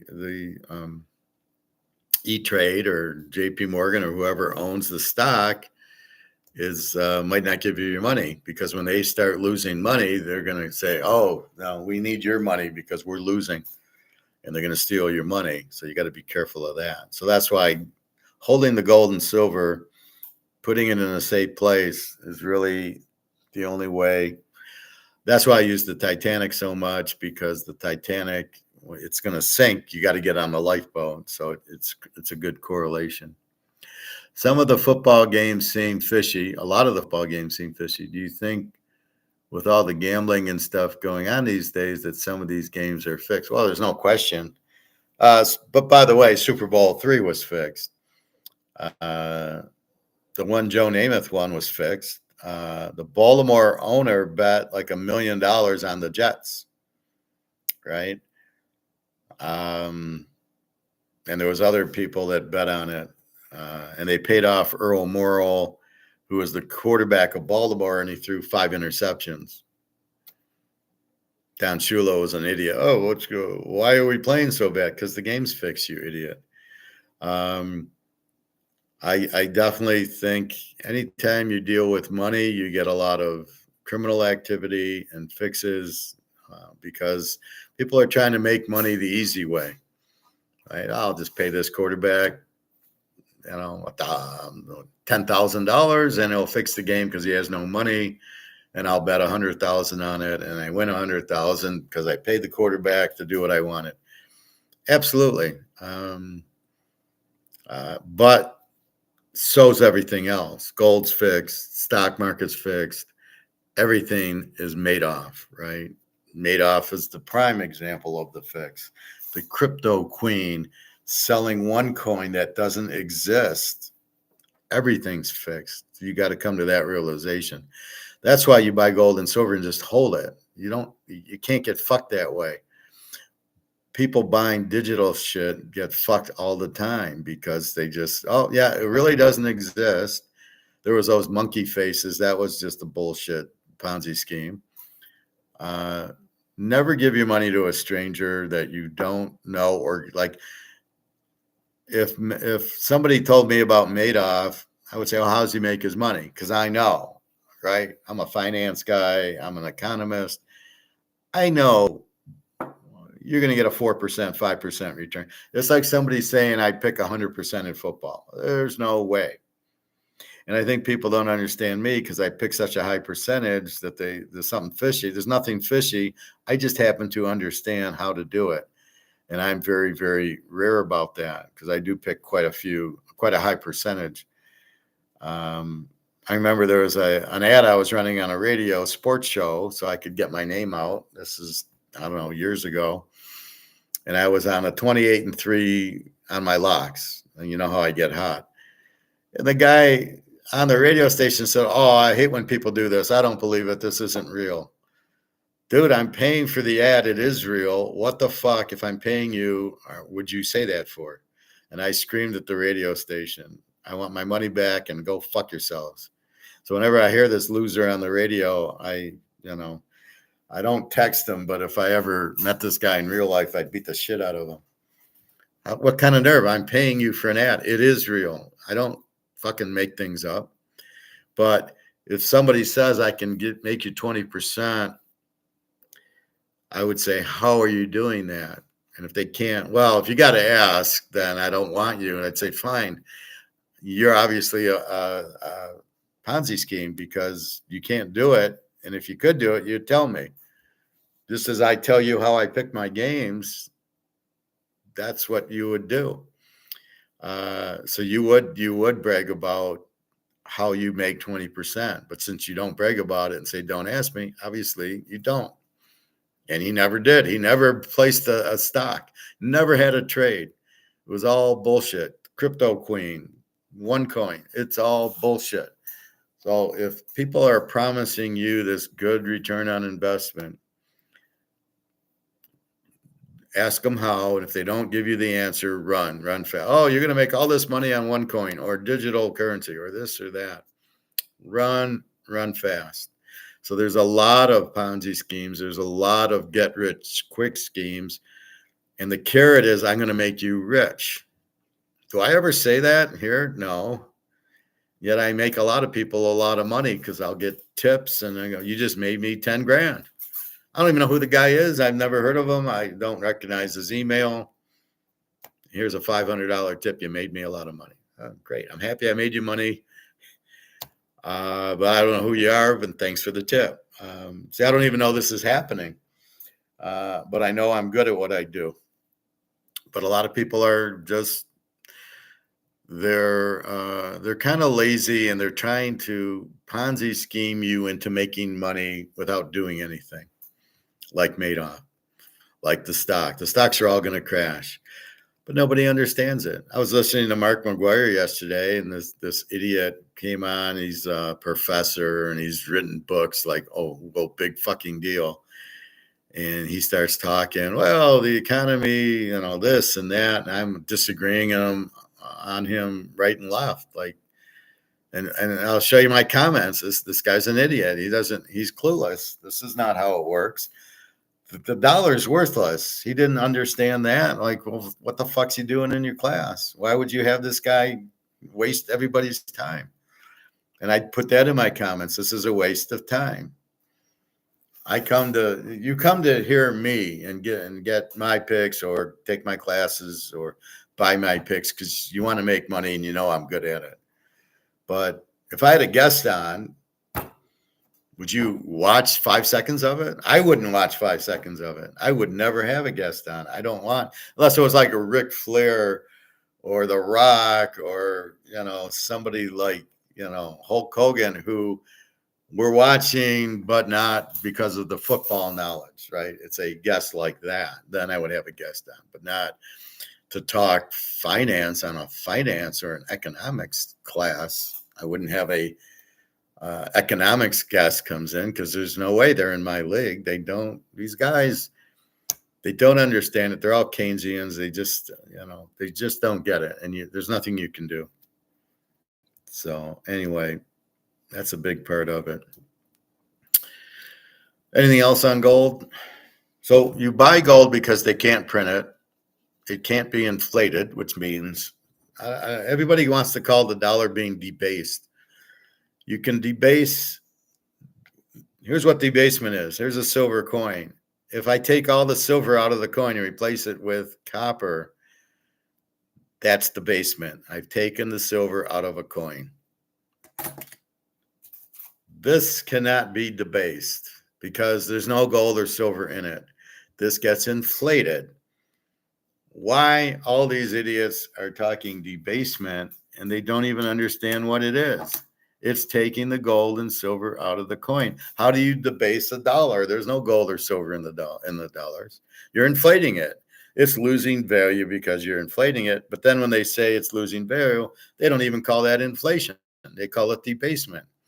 No, the inflation, you're inflating the supply of money, making it worth less, or the 50 count Mahone card to the real part of the set Mahone card where they printed 1 million. And that one's not worth anything. And this one's worth $1,000, $2,000, whatever it's worth. And that's the difference. So you can't print the money and think it has value. That's what inflation is. It's very easy and very obvious. And when I hear these guys fuck it up, I just roll my eyes going, thanks for putting another idiot on your show. I come to watch you to hear about BRICS and COMEX collapsing. I don't come to you to get a lesson in bullshit government or bullshit. They don't even know what inflation is.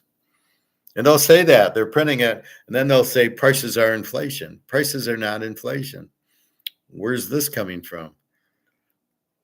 Sorry, it's an effect of the dollar gets printed, makes the dollar worth less. So the value of the dollar drops. Like I said, this is $5. It's worth 5 cents because you can't buy anything with it, right? So the value of this has dropped. Does that make prices go up? Not necessarily. It should take more dollars to buy the same good is the theory, only if you can raise the price. But yes, the fact that the value of the dollar is gone is the inflation. Not all the time prices can go up. As I use my Toyota example, where when I bought it for 24, it went up to 35, and the guy's crying, I can't sell any. I go, because the market's 24. You're not going to sell any at 35. Nobody can afford it or wants it at 35. You're driving them to your competition. I'll go buy an Audi or I'll go buy a BMW at 35. I don't want a Camry for 35. And so then he lowers his price to 27. So it just shows you can't just raise your prices, which makes inflation not just price increases, because you can't just increase them. And that's the point of it. So everything is fixed. The dollar's fixed. The stock market's fixed. Gold and silver are fixed differently. They're keeping the price low. Silver should not be 30.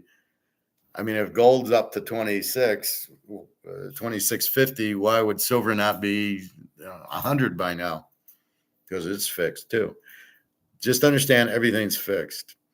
But we understand the fix, and so when I go buy silver and gold, I know it's way undervalued because they've been keeping the price down. I know it's limited, and I know it's worth a lot more, and we got to kill COMEX. And then I see BRICS, our heroes, and I go, yes, BRICS is going to make the gold price go up. I'm going to buy. So I understand the reason, just like I understand the reason to bet the game, I understand the reason to buy gold and silver, and it's very undervalued, and it's going to go through the roof. Like I said, gold 10 grand, silver probably 2 or 3 grand. The $50 silver is just a fantasy. It's them manipulating the price, not the market. When I give you a price, it's the free market price where I can think it'll be. Just judging by a car used to be $2,500 for a car, or like I say, Leave It to Beaver, they had the sports car Beaver one for $3,500. Now today it's probably 80, 90,000. The car's the same car. It's the money has lost value. So if I take that, then gold should be, $20,000 an ounce. That's where I get it from, because this is manipulated, right? So this is fixed the other way, but it's breaking up. And as it breaks up, we'll see a higher gold price and a higher silver price. But the football games, they're fixed. But the beauty about teasers, if you notice, so the team's laying 7.5, and you can win by 7, but no more. But in a teaser, we're down to 1. We go from 7.5 to 1.5. So the fix is in. You can win, but not by 7. But you can win. So we win because we take the fix out of it with the teaser. It goes from 7 to 1. They win by 5. Or like the Dallas game where the guy misses the field goal and they don't cover. I don't think that was fixed. I just think they suck. But in a teaser, you would have won. You would have been getting a half a point with Dallas. So it wouldn't have mattered that the guy fucked the kick. But they're so bad, I didn't even bet Dallas. I didn't even bet the game. I bet on the Army. Go Army. So understand everything. It's all motivated by money. People trying to get rich quick. I don't want to work because most jobs suck. Very few are any good that you want to actually, I'm excited to work at. The managers try to control you, and I remember going to Alabama to work for Toyota, and they just were control freaks, the Japanese. I just told them to fuck off. So I lasted about 6 months and said, you people, the war's over, stop fucking around. And it was very hard to work there. And so I came back here. But that's the problem with work. They want to control you. Oh, you got to come from 8 to 5 and you get an hour for lunch. Well, fuck that. Now I work whenever. I give my classes, and if I want to go get something to eat, excuse me, I'm going to go get something to eat. I'll go cook something. I try to eat while I'm doing it, of course, but that's the whole point. I'm going to go to the pool after this, and I'm going to go watch Alabama, Georgia tonight. And I got 4 locks going, and I got 4 or 5 locks tomorrow. I don't remember. I think I'm waiting on a couple of games. I might have 5. But that's the whole point. That's what you're looking for. Teasers are the best. People don't understand that. The thing that I was told is, well, you got to pick 2 winners. Oh yeah, I really have a problem picking. I got 8 games in the pros tomorrow. Oh, I really have a hard time picking 2 teasers. Plus, your locks tend to go into 2 teasers by themselves, which makes it easier. Now I only got to go pick 3 games, not 4, because I already found the golden ticket game. And then we go from there. So if the golden ticket game is Baltimore Buffalo over tomorrow, then I can put it with Green Bay and Chicago and New York and Philadelphia and Pittsburgh, San Francisco. I already got the golden ticket, so now it's just picking the other side. So I can put it in a couple of teasers, which is what I do, which is why I'm so successful, because I'm picking the teaser I'm picking that game in 2 or 3 teasers. Now I just need the other half. And the other half, I look for games like the Baltimore Buffalo over, and I put them in there. And so that's what you're looking at. So that is it. So again, gold can't be printed and it can't be corrupted like the dollar. That's why we're not in the dollar, because it's one coined. It's the crypto queen. It's the fake football game. That's what the dollar is. It's a Ponzi scheme. And so we get out of the Ponzi scheme because we don't like Ponzi schemes, and we go buy physical gold and silver and keep them in our pocket. That's what we're doing. That's the whole point of it. They can't fuck around with it. They can fuck with the price to a point, but now, since you fucked the dollar to zero and all the central banks in the whole world but the U.S. are buying gold, the demand for gold is so strong, the price is going up. And that isn't going anywhere because nobody wants to hold dollars. So all these countries with dollars are dumping them and buying gold. Well, that's not going to stop. The demand for gold will never stop. Now, will the price blow up? And it is. You see it at 26.50. Should have hit 27 yesterday. Went up to 26.84 and started pulling back. But I think next week we'll see 27, 28, 29, 30. It'll just keep going because the demand's there. And then people still, I go to my store, my guy's store, and it's not my store. I go to the store and he's got gold. Where are you getting it? Well, people keep bringing it in and selling it. And they don't get it. They see an all-time high. It's paper gold. If you never notice my titles, it's paper gold 2,500, paper gold 2,600, because it's not physical gold. It is not silver at 32 is not this. It's paper silver. It's derivative silver. It is not this. This is worth a lot more. We don't know because there's no physical price, but what you're looking at $32 is the paper price. It's the derivative price. That's what you're looking at. So anyway, that's the whole key to it. So yeah, gold, that's why we want it. We want to be out of dollars. So it's really get out of dollars. And the only lifeboat is gold and silver. And then nobody explains it. They're all, see, they get into the interest rate this and the price CPI is this. It's all meaningless to us. We don't care about the interest rates of the CPI because it's the dollar that's worthless. That's what we're focusing on. You're printing the dollars nobody wants. So it's a simple economic. If nobody wants it, it has no value. 159 countries want to join BRICS.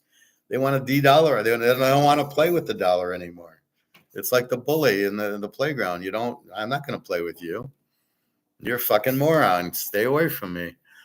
And that's what you're doing with the dollar. You try to control me. You're a bully. We don't want to play with you. We're going to go play with the gold in the BRICS countries. BRICS coming out with a gold-backed currency. We're going to play with that. We don't want to play with you. In the U.S., again, threatening with sanctions. Well, that's not how you keep people, right? That's how you push people away. Yeah, it'd be like you're married and you tell your wife, well, you gotta cook and clean the house, and yeah, she's gonna stay around. Versus saying, yeah, let me help you. I'll cook, you clean, and what can I do to help you? And then it's a happy marriage, not bullying the people. Are owners of the gold stores wise to gold? No, they're idiots. They're selling gold like they're selling Coca-Cola or chocolate. If it was a chocolate store, they get inventory in, they mark it up, they sell it. They get gold in, they mark it up. They buy it at spot and they sell as premium. So if somebody were to take gold into the store today, they'd give you $26.50 for it. But if I wanted to buy it, it would cost me $27.50, $27.75. That's how it works. They're clueless. I said, you must keep a lot in your safe. If I were you, gold's going to go up. I'd keep it in my safe. I told them that a while ago, a couple of years ago. This is why I need to pay rent and my employees. So he just brings it in, marks it up, sells it. So he takes $100 profit instead of the $20,000 profit he could make if he bought it and held it. So no, they don't understand it. They don't understand the demand. They don't understand the dollar going up. They don't understand anything. I try to educate my barbecue rib guy. When I go get barbecue, I talk to the owner, and he understands gold and silver, kind of. And so he's bought a little bit of gold. And I said, can I pay with the silver? And he looks at it and goes, yeah. I go, well, I'm not going to because it's only worth $30. I'll wait till it's 1,000 an ounce, but good idea. He said I should have a sign that says buying gold and silver. I says, absolutely. If you had any brains in your head, all the money you make selling ribs and chicken, you should buy gold with because you don't want it in the bank. Anyway, so that's kind of what's going on here. They don't have a clue. I listened to this Yankee Doodle Dandy old guy, and he's clueless. Gold will never go over 2,500 in my lifetime. Yeah, dude, it's 2,650 right now. What are you talking about?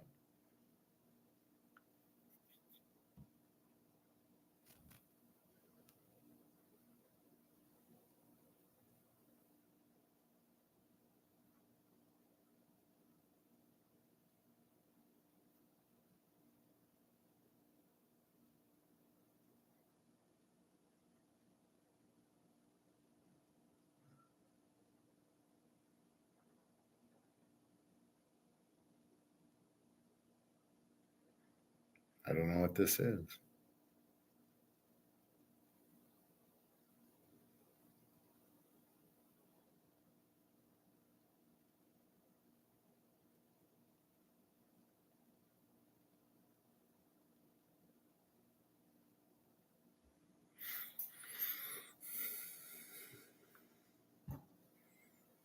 I got to go into PayPal for 1 second.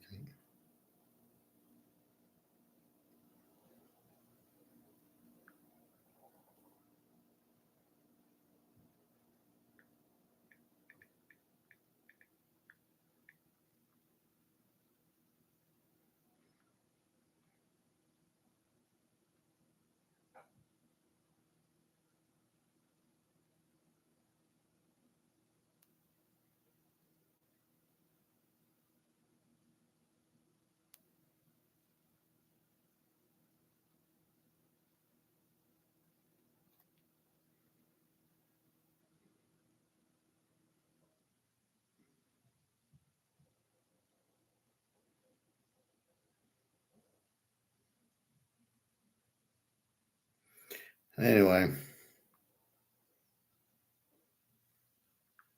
so this kid paid me twice. And instead of responding to my emails, he puts a hold on the PayPal on the second payment. It was for the same thing. So PayPal's like, well, it's on hold. And I'm going, I never got the money. Just refund him the money. I never got it. You kept it. Just give it back to him. He double paid. And so they finally cleared it up. I was just seeing if anybody else owned it. I'm sorry, Fit. Are owners of the gold store? Okay. No, they're not. Most people who invest are clueless of what they're investing in. This is the biggest problem with people. Why do you buy stocks? Oh, it'll go up. It's all motivated by not really greed. There's nothing wrong with greed. I'm greedy. I want to pick 10 games, right? I want to go 10 for 10. I'm greedy. That's not greed. And that's not bad. That's trying to be very good at it, at what you do. Why do people make money. So here's how it works. It's called the medium of exchange. The medium of exchange is I need something to, if I go to work, what are you going to pay me? Tomatoes, oranges, bananas? Oh no, it's money. So money is basically when you go to work, you get paid, and then you take the money, that's the medium, and you go and buy things. You pay your rent, you pay your car payment, you buy gas, you buy food, all with this. So this is the medium of exchange. And you're not supposed to fuck it over. But so you go and make $100 and your bills are 50, gives you 50 left over. Well, what do you do with the leftover money? Well, I want to invest it and turn it into 100. I'm keeping this very basic. I want to turn it into 100. Oh, okay. So you turn it into 100. How are you going to do it? Well, I don't know. There's stocks. I can buy a stock. I can put the money in the bank and earn 3%. I can bet on football. I can play poker. I can go to the casino and play blackjack and craps. I can buy a real estate trust. I can buy a baseball card or a Rolex that will go up in value. So I'm looking at different avenues of taking something and hoping it goes up. Stocks are very manipulated, where I can buy Amazon or Apple or Microsoft and it goes up and I go, oh, I just made money. That's where the problems arise, is the people wanting to make money by doing nothing. That's how you get these bullshit football games or sports events that are fixed because they want to make money. So they pay the players $100 and they bet 1,000 and then they win. Like the Dallas Giant game, right? So they bet the Giants 5.5. They win by 5. I win. That's predicated by trying to make money, but they're not doing it the legal way. They're doing it illegally. But nobody catches them, so they're fine. Then you have, well, maybe, what gives me good money? And then it's, oh, there's gold and silver. Well, that doesn't move a lot, but they don't realize it's manipulated. It's paper. The government wants to keep the price down because they want you to get fucked in the Ponzi scheme of stocks, real estate trust, bonds, keeping your money in the bank, because all the money is fake. This is not real. This has no value. This is toilet paper. When it was backed by gold, it had a value. But just to print $1, or here, just put a 5 and put some Roman Colosseum on it and just put a 5 on it and call it a euro, doesn't give it value. People are conned into thinking, oh, it's worth $5. So they go and sell stuff. Okay, I'm going to sell this, well, this I'll sell for $5. And then somebody gives me a 5 and we trade this for that. But this is real. And the reason it's real is it's solid. Nobody can say, oh, we don't have one coin, it's fake. Or Bitcoin, well, we don't have coins, it's not real. I swear Bitcoin's is a Ponzi scheme. But people are sustained in it into believing there's only 21 million. Well, how the fuck do you know that? And then, well, it's worth 60,000. Based on what? How do you get the price of it? How is it worth anything? It's all a Ponzi scheme. How is gold and silver priced? It's priced in dollars. It's not worth that. It's worth a lot more. Because how do you get a price from the market? How do you sell tuna fish? Well, okay, it's a can is $2 a can. Where are you coming up with that? We don't know. We're just putting it on the shelf and see if people buy it. And if people buy it for $2, it's worth $2. And if people say it's too high and nobody buys it, that's when you see your sales. So as more people are beginning to be aware of carbs and cereal are no good, they are having trouble selling cereal because it's all bad for you. Bread's terrible for you. It's all sugar. It's all carbs. That's what's killing most people. So as people start becoming aware and not listening to the doctor who doesn't know what they're doing, you start going, oh, I don't want it. So as you can't sell Raisin Bran, what happens is they put it on sale. Oh, it's $4. We'll make it buy one, get one free, or buy one, get one at a half price. Same thing with pop. It's terrible for you. But as more people begin aware of it and they start buying water, or they start buying these cherry tart things that are more organic, you're not buying the other. So they then put it on sale because their price is too high and nobody wants it. So it all comes down to demand for the product, and then what the price is should be settled by the free market. Steaks, $9.99 a pound, the people buy it. Like I said yesterday, so I go to the meat store and he's got crab legs. It was $50 a pound for crab legs. I just kind of laughed at the guy. Did anybody buy one? He said, no. I said, who's got $50 to spend on crab legs? Yesterday I was there, it was down to $39. Why did the price go down? Because they weren't selling. The price is too high. And it's the auction place of us buying things that determine the price. So if you can't sell it at 50, you go to 40.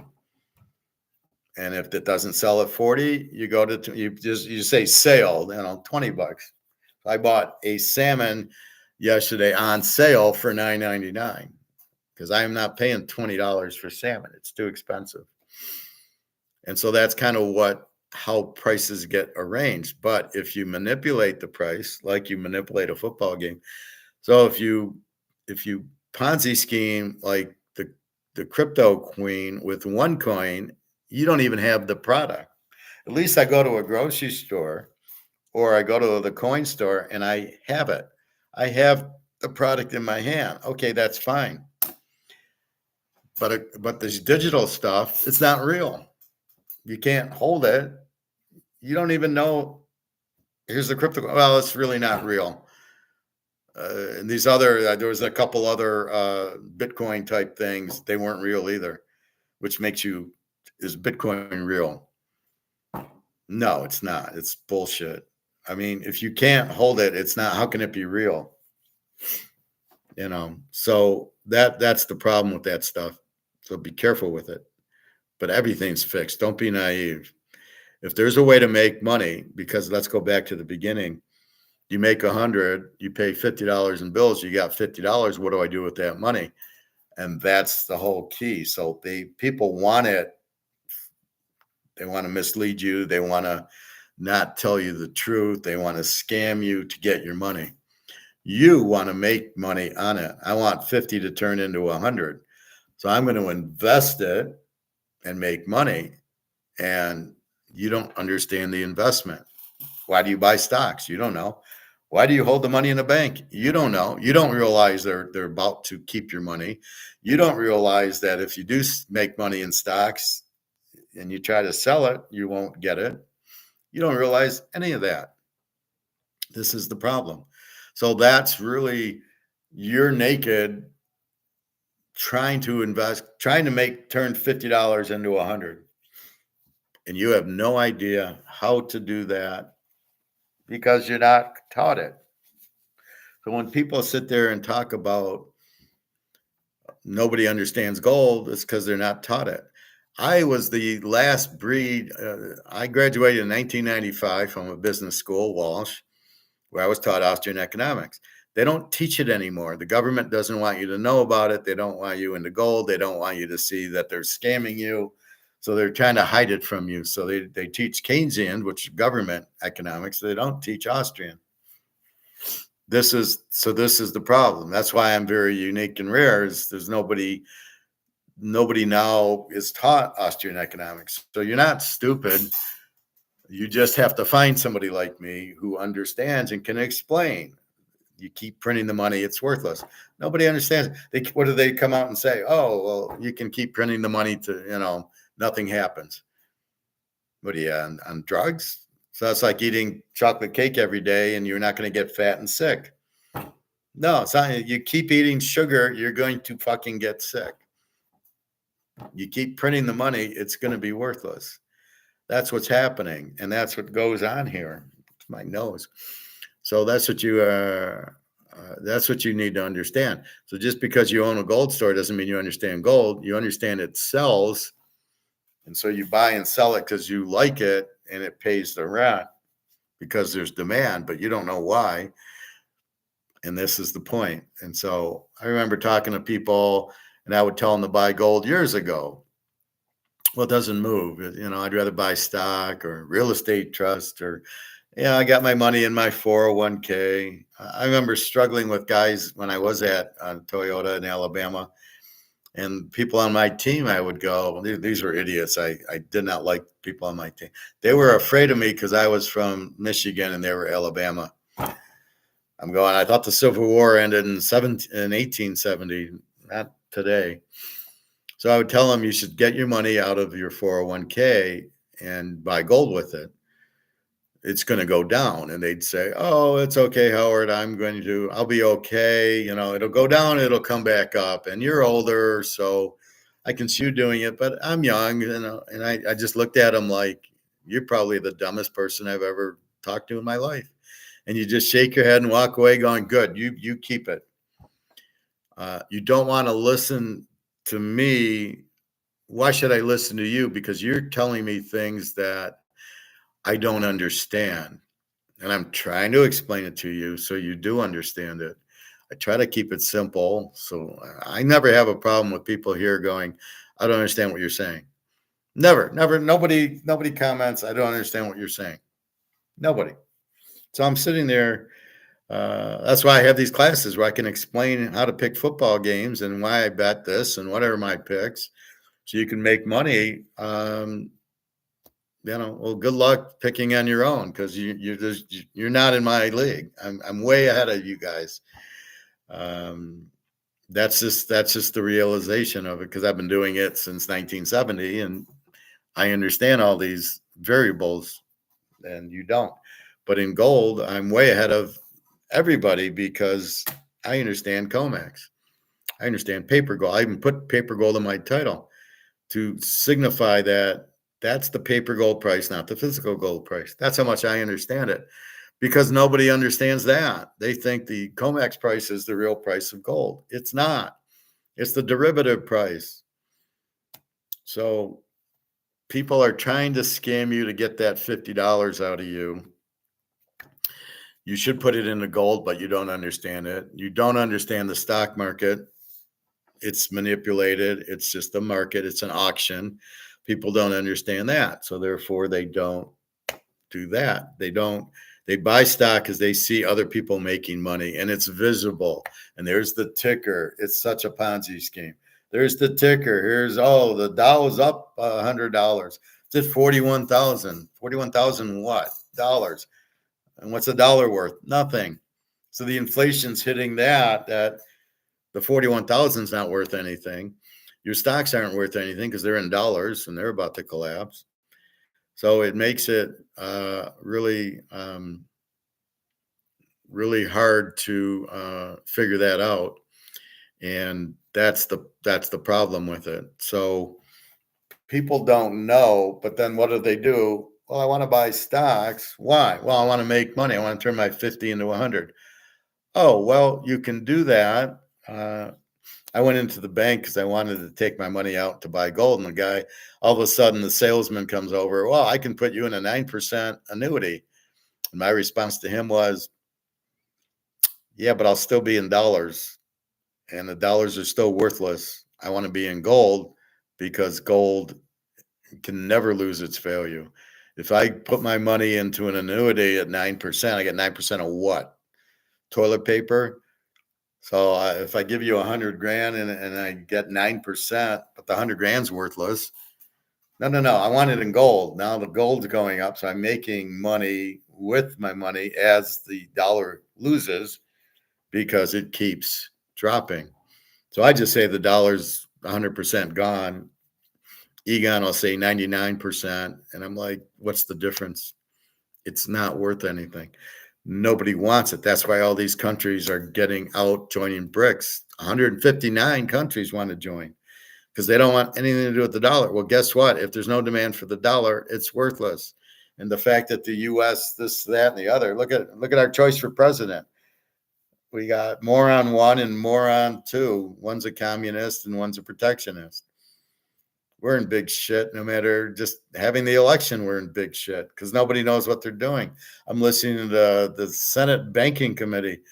They still think inflation is the prices. And you're like, oh my God. Prices will not keep going. The measure should not be year over year. But a Toyota, the Camry at 35,000 went back down to 27,000 because they couldn't sell it. Is that deflation? No. Does that mean inflation went down? No. It's got nothing to do with inflation because that's printing of the money. That's it. So we don't care about the interest rate. We don't care about the CPI or the PPI or any of these bullshit things. So it's just, that's where it's at. So it's just insanity. So keep that in mind. You want to know what you're investing in, just like football. Do you want to bet on UTSA, East Carolina, or do you want to bet on Alabama, Georgia? You choose what you want based on your skill set of going, I think the Buffalo-Baltimore game is going to go over because there's two good quarterbacks. Well, Lamar's not. There's two high-scoring teams without much defense. This game should go way over. Okay. I'm going to bet on that because I think that gives me a better chance of winning than some of these other games. That's the point of it. That's what you're trying to do is figure out, why should I bet the games? Why should I put my money in the stock market? Why should I buy a real estate trust when these idiots can't afford their mortgages? Why should I leave my money in the bank when it's becoming worthless because they're printing it? So if you understand the why, you won't get fucked. Why should I put my money in Madoff? What are you invested in, Bernie? Well, I can't tell you. Then why should I give you money? You want me to give you money and you don't want to explain it to me? Go fuck yourself. Oh, but wait, I can make 15%. I don't know what he does, but I can make 15. Can you lose? Oh, no, I can't lose. Bernie pays 15% every month or every year until he goes goes to jail, and then you realize, oh, I lost all my life savings and I can't afford my house because I'm too stupid. I thought he would just keep making money, and I didn't see the risk that he could lose or I could lose. I only see the profit, which is the problem in a lot of investments. The crypto queen, oh, you can make millions of dollars buying one coin. It's not real. She fucks the Russian mafia, and all of a sudden she says, oh, it's not real. It's not real. I got to go, and nobody can find her. This is the problem, trying to do things you don't understand. You're going to lose almost every time. You have to understand it. You might get lucky and win a little bit, but you got to, why would I buy Amazon stock? Why would I buy Apple? Who the fuck's paying $1,500 for a phone? Who has $1,500 for a phone? Why would I be in the banks? They're all going to collapse because people with the loans can't pay them. And if they can't pay them, they don't get revenue. Without revenue, they can't pay the people that put the deposits in the bank. The bank makes money by lending out your money or investing your money. And it has to be more of a return so they can pay you your interest. Otherwise, if they don't get the money in because people can't afford the loans because of all the shit going on now, guess what? They take your money and say, thank you, but I need the money because all I care about is my bank, not you. Don't keep your money in the bank. But in gold and silver, it can never happen. Nobody can fuck you in gold and silver because it's physical. It's I have it. It can't be one coin. Well, this doesn't exist. Sorry, I just made it up. One coin's a Ponzi scheme. This isn't. This is real silver. I check it at the store when I buy it. Yep, it's silver. I know it is. I know the store. I know he won't sell it if it's not real. So he's doing the checking for me. So I go pay him a little bit more money, but I know I got real stuff. Nobody can say, well, that's worthless. No, it'll be worthless in dollars, but it'll never be worthless in the silver value that it'll have. So as the dollar collapses, your house goes to zero, your car goes to zero. Everything goes to zero, but gets repriced in gold. So this is going to be interesting how we're going to pay our mortgages and credit cards and things like that, even food, when the dollar goes out. This will be very interesting. So anyway, so that's really what the problem is. People want to take their $50 that they've worked hard for after paying their bills, and I know it's very basic, and they want to then take it and make money with it. Well, I might as well make money. I want more money. Then I don't have to work. And that's really the problem, right? So nobody wants to really work, or we want to choose our jobs. Like I've chosen to do this. This is the delight. So this is the point of it. You're really trying to do this. And that's the whole idea. So you go from there, and then you go and you try to make money, but you don't know how and you don't know why. And so you go to a financial advisor, and his menu is stocks, bonds, put your money in a CD, an annuity, or a real estate trust. Gold, no, because he doesn't make commission. And gold's the only thing you should be in. It's the only way you can't lose, but he won't put you in it. And you don't know. So you go there, and he goes, buy stocks, buy a mutual fund, buy a real estate trust. And, like our Attack on Wall Street friend put 60 grand in the real estate trust, which is people paying their mortgages. And then people can't afford to pay their mortgages because a lot of people with bad credit were sold mortgages. And then he loses 60 grand. Well, he listened to his financial advisor.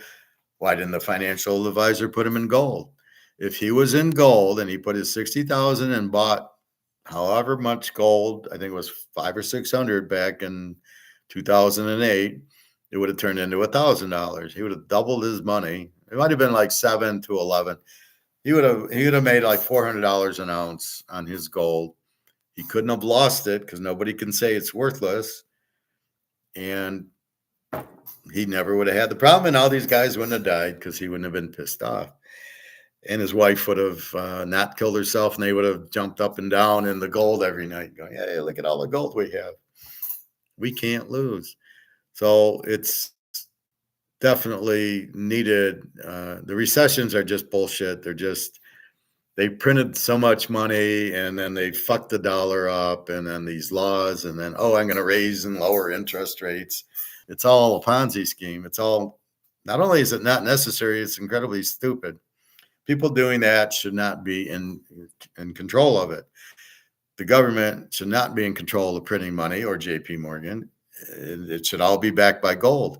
So once you get gold out of the money, running by gold, the money will go to zero every time, 100%, because these idiots keep printing it. And they think, well, if I keep printing it, I'll be able to pay off the debt. I'll be able to pay off this and that. You can't print to pay it off. So that's why we buy gold and silver. That's the problem with the dollar. That's the problem with the government. That's the problem listening to interest rates, unemployment figures or prices. They have nothing to do with anything. They're just bullshit that you listen to. You have no idea what it means, and it doesn't mean anything. So when I hear the guy on Mark McGuire talking about the CPI and talking about prices and, interest rates, it doesn't mean anything. It's a waste of time to listen to it. It's meaningless. It's not like the dollar is going to be stronger or weaker. You've weakened it because you printed it. So the only way out is to back it by gold or stop printing it, which you won't do because you're trying to buy elections and votes. I look at Kamala Harris. I'm gonna lower the middle class and I'll get tax cuts and I'll lower the price on food. How the fuck can you do that? You can't do that, you idiot. And if you try doing it, you're really going to fuck us over because then price controls never work. It's got to be free market. It's the only thing that works, and that people don't want to recognize. The only thing that works, free market, is, oh, well, let's not go. Oh, capitalism's bad. It's bullshit. It's the only thing that works, you idiots. Socialism, communism never works, never has, never will, because the government can never try to control the prices. Only the free market, where we see a can of tuna for $4 going, it's too high. And then when we see it at $2 and we buy it, that's how it gets controlled by us shopping. Oh, the house is too expensive. The car's too expensive. And then they buy a cheaper car, or they control the price by going, well, I'll buy it at the price. I did that. It was like $25,000. And I said, well, I'll give you 24. That's it. So he made the sale. So if you ever go buy a car and just look at the sticker, and if it's, let's say, 26,000, offer him 24. He'll want to make the sale. Especially now, they can't sell cars because the high interest rates are crazy. Don't listen to the Fed. Don't listen to the interest rates or the CPI. They're all manipulated by the government, who, no, we do not trust. There's got to be a better way to have a civilization, but it's certainly not the way this government is. It's so corrupt. Talk about fixing. Everything's fixed in the government, leaning towards them. It's terrible. So I never listen to the CPI or interest. I don't care what the Fed does. They can go fuck themselves. It doesn't matter. It's not, the dollar's gone. You've printed it to death. There has no value on it. I look at BRICS and I look at 159 countries joining BRICS to get out of the dollar, going, there's no demand for the dollar. It has no value. Like any other product. If I can't sell my Bellagio coffee mug, if they put this on, so I'm at Bellagio and nobody wants it, they get rid of it because they can't sell it. It has no value. Hello, you can only sell what people want, and nobody wants the dollar. It has zero value. The fact you printed it to death is one of the reasons, and then the fact that BRICS is coming out with gold is another reason. If you looked at the two, well, let's see, silver, dollar. Yeah, I think I'm going to have to take the silver. Not, oh yeah, this is, how much is it printed? Oh, and then this is very limited. Yeah. And this is real. And this is toilet paper. Yeah. It makes the decision very easy what to do. So that is the bottom line. So welcome to economics. We fit into football, but I knew after 12 o'clock, all my football people are going to watch. Hope you enjoyed that. Any questions or comments, please feel free. www.teaserking.com. You want to email me with questions or comments, please feel free. I do not leave comments on these videos because I don't want to hear good video, because I know they're good videos, and I don't want to hear negative comments because I don't want to. I'm not into negative stuff, so I won't read it, and I don't give a fuck about it. So anyway, that's where we're at. So www.teaserking.com. I got 1, 2, 3, 4 locks today, including the free pick is not a lock, Houston and Iowa State under. And then tomorrow I got 4 locks or 5 locks, and the free picks Baltimore Buffalo over 40. Probably near halftime that should get over, and that's it. So a lot of big games today. Again, the classes, you can do what Prophet wants to do and learn how do I pick the games.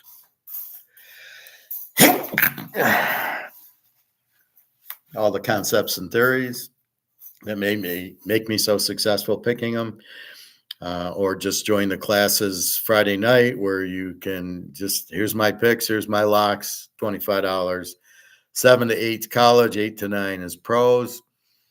And here they go. And I walk through, I'm taking Iowa State and Houston. I'm going under. So many units. This is, and this is who I bet it with. Here's my locks. Boom, boom, boom. So we will see. And we'll go from there. And I hope you're okay as far as if you lose your job or anything. Just buy your gold and silver. You'll be fine. You can't lose with it. Find a safe place to put it, even if it has to be like a storage unit with the safe, and put it in there, something like that if you need to. But generally, just go buy a safe and it'll be okay. When do I sign up? You can sign up anytime you want. If you want an individual class where we talk about theories, just give me an email. It's $25 per class for that. If you want the picks are Friday night. But if you want the actual class where I teach you, we can do it 1 or 2 days a week on your convenience. Normally, like after dinner, just email me. Just do a $25. So pick a class, and then $25. Then I'll send you an email, and then you can send me one going, well, let's do it Tuesday at 6:00 or Tuesday at 4:00 or Monday or whatever. And so it's $25 per class, and we'll walk. Then usually we'll go about an hour. It'll be similar to this. And then we'll go from there. So anytime you want, Prophet. Okay, yeah, theory's fine. That's smart because you want to learn how to do it. There's a saying in economics: I can give you a fish each day, and you eat, or I can teach you how to fish where you can eat every day. So yeah, you want to eat every day, so that's good. So okay, I look forward to it, and it'll be fine. It's just like this, only it'll be a private. If you have Zoom, we can Zoom it. Just send me a link. Otherwise, I'll do it here private. The problem is just the chat on a private doesn't work. So Zoom's better, but I don't have Zoom. But the people I do it with are Zooming, so we have that.